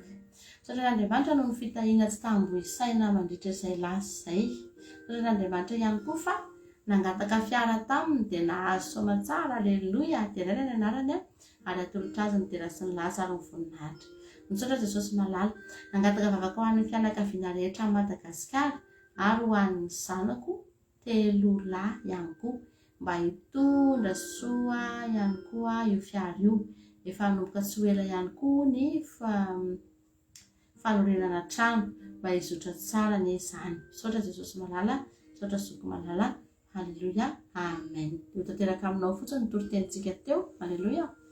Efa mikatsaka an'Andriamanitra ianao zao manaraka anao ny zavatra rehetra, manaraka anao orinao fotsiny ireo. Halleluja. Dia tsika mbavaka mba ho tanteraka somatsara izany rehetra izany. Jesosy malala, misaotra anao izay ny amin'ny fanimbavaka nomenao an'ity vavina ity Jesosy, fa tena mahita ny tananao sy ny sandronao mahery izy. Nangataka fiara izy dia nomenao fiara. Jesosy malala, isaorana ny anaranao zany fa fitahiana avy aminao zany ary eto izy dia nijoro vavolombelona manome voninahitra ny anaranao Andriamanitra. Makasitraka Jesosy na amin'izany fitahiana lehibe izay nomenao zany. Ankehitriny dia mitondram-bavaka ny zanany izay lavitra azy amin'izao fotoan'izao Jesosy. Entinay mbavaka Jesosy malala, izy 3 lahy any alavitra any Andriamanitra. Izany zanak'alazany tokoa Andriamanitra dia tena mila vavaka izany satria sarotra indraindray ny mitaiza ankizy amin'izao fotoan'izao ary betsaka ny fakam-panahy, betsaka Andriamanitra ny namany ratsy, betsaka Andriamanitra ny mety zavatra afaka miatra amin'izany zaza izany. Fa raha entinay ambavaka kosa izy ka angatahanay ny tananao mahery sy ny sandronao mahery sy ny anjelinao hiaro an'izy ireo dia tsisy akasika an'izy ireo ny ratsy, tsisy ataona azy ireo koa na dia ny namany ratsy azy. Jesosy angatahako mihitsy ianao amin'izao fotoan'izao hiazy, hiaro Jesosy eo. Raha ny reniny no any akaikiny dia mety havita hiaro azy ihany fa tsy havita any ampahany firy akory azy, tsy dia havita zavatra akory fa ianao mihoatra lavitra noho izany. Ianao mihoatra lavitra noho izany Andriamanitra ary dia ho tahinao anehizana tamin'ny lavitra any. Meo fifaliana, ny fahabangana rehetra dia fenoy Jesosy fa ianao ilay Andriamanitra ny fahafenona sy ny fahatanterahana. Fa ninona mety banga eo amin'ny fiainana dia ho fenonao ny fitiavanao sy ny fahasoavanao izany. Toa mbavaka ihany koa Jesosy ary tsofina rano ny trano izay ho ataon'ity vavina ity Jesosy ho vita somatsara n'izany. Ianao amatsy azy, ianao Jesosy tena hanokatra lalam-pitahiana ho an'izany tokantrano izany ary dia ho vita somatsara izany trano izany, ho voninahitra ny anaranao rery ihany ary ho tsapany fa misy fitahiana kay ny fivavahana. Aikay afaka sady mivavaka ny tahian'Andriamanitra Tompo, angatahana mihitsy mba ho vita somatsara izany trano izany ary tsy hisakatsaka'Andriamanitra fa ianao no hiasa ao anatin'izany. Misaotra indrindra Jesosy, voninahitra ny ety ho anao rery ihany. Halleluja, amen. Tahin Jesosy pasteur Zoko Mampiona, za mba hijoro vavolombelona fa ilay zanaky ny kozaako narary mafy tany any hôpitaly voan'ny diabeta nentina mavaka teto tamin'ny talata heliny dia efa niatsara no sady nivoaka ny hôpitaly. Halleluja, tadidinareo koa zay misy olona nentina mavaka teto hoe voan'ny diabeta dia efa niatsara hono izy sady efa nivoaka ao hôpitaly. Halleluja, misaotra Jesosy. Mankasitraka Zoko Mampiona tondram-bavaka dia voninahitra an'Andriamanitra rery ihany. Halleluja, amen. Mbola mangataka vavaka ozy izy mba ho sitrana somatsara izy. Efa ratsy ry avany izany zaza izany tena hoe raha maha-olombelona dia hoe mahakivy, efa nahakivy tena efa ratsy e. Efa le ozy izy tsika ireny hoe amboamboary ny saina fa efa tsaitsaitsony izy ty. Fa isaorantsika an'Andriamanitra fa mbola manasitrana Jesosy ry avana nivoaka hôpitaly izy, tena zava-dehibe izany ary isaorantsika an'Andriamanitra izany.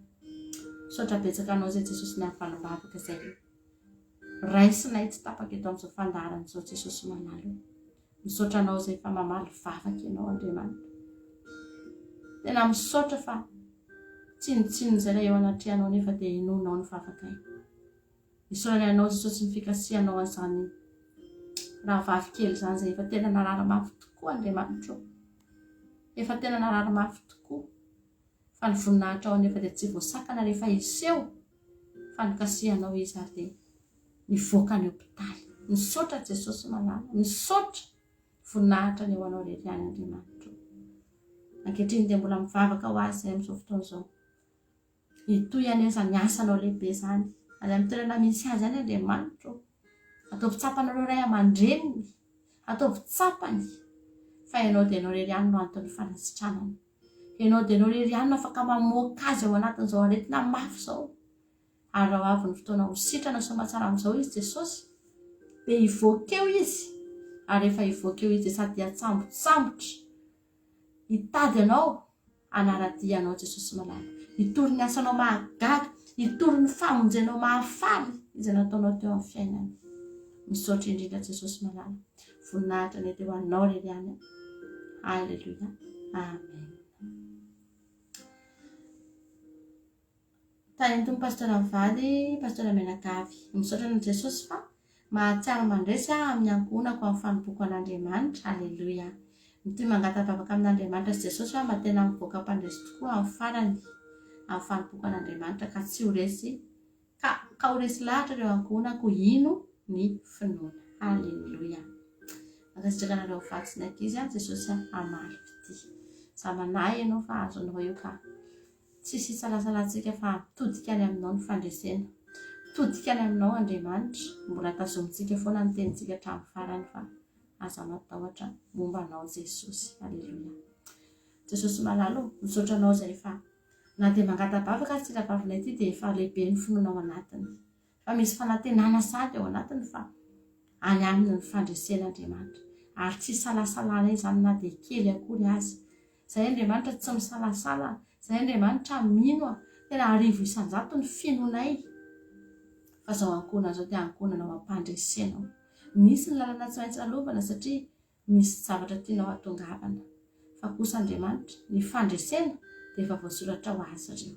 Tsy ho an'ny fahavalony novinanao ny fandresena fa ho azy ireo Andriamanitra satria izy no zanakao, izy no manompo anao, izy no manana ny Jehovah ho Andriamaniny fa tsy ny olona.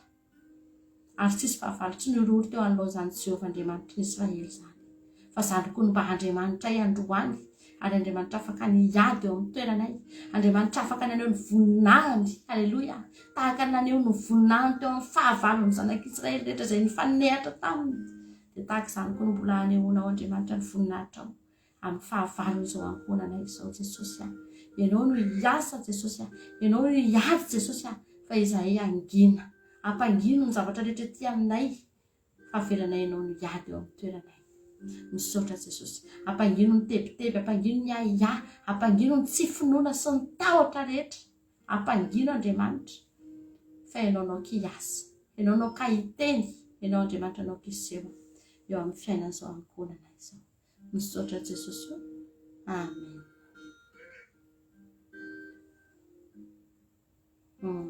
Halleluia. Hitahin Jesosy nareo ijoro volombelona fa vita soamatsara ny oralina na examen an'ilay olona nentina mbavaka teto dia raina Jesosy. Halleluia. Voninahitra an'Andriamanitra dia mintsika fa ho afaka soamatsara izy. Halleluia. Halleluia. Makasitraka fijoroana volombelona dia raintsika Andriamanitra. Tainy tompo pastora Mivady zava mangataka vavaka soko fa ny vadiko tena efa ela no matetika tsy mahita tory amin'ny alina. Na sarotra be vao mahita tory mba tena hoe ho afaka amin'izany fatotra ny devolo izany. Mankasitraka izy indrindra soky Jesosy ny amaly fitianareo hatrany. Etsika mbavaka izy dia tsika mihitsy ny olona manana an'io problème io io resaka tsy matory io tena maro ny olona manana an'io. Aleo indray izany ilay matory be ilay matory ho azy ireny. Ilay tsy matory koa tena kirary. Ao fa etsika mbavaka izy mba hahita tory soamatsara. Halleluia. Nareo ilay matory be ireo mba mitondra mbavaka an'ilay olona tsy matory ireo dia teneny hoe mba hafindrahoany, mba hamindrahoany Jesosy ty toromaso be ako ty hoe fa za matory foana. Vao midaboka kely dia matory, vao varindrina kely dia miesona ho azy eo mba hafindrahoany amin'izany olona izany ireo olona fa misy olona tena mitady toromaso mafy mihitsy. Dia nareo ilay matory be ireo zao mitondra mbavaka mafy mihitsy ireo ato anatin'ity vavaka ity amindra toromaso tsika. Halleluia. Tatsika ivavaka dia tsika mbavaka izay natatsika izany mba afa ho zarako ny toromaso sy fampiana zarazarao anjakanaka. Misy matory be da zarazarao anjakana fa izay ny sasany tsy manana. Tatsika ivavaka vavakantsika dia tsika mbavaka izy amin'izao fotoana izao. Jesosy eo mitondra mbavaka ny tianadana ity izay manana fahoriana ary manana olana amin'izany resaka toromaso izany tokoa izy Jesosy ary dia tena hoe fahoriana tokoa ange izany Jesosy zany tsy mahita tory amin'ny alina zany ary rano anao ambadika zany tonga ny atoandro tsy maintsy mitsangana tsy maintsy miasa tsy maintsy manao ny zavatra rehetra nefa tsy ampy ny toromason'ny alina Jesosy io androany dia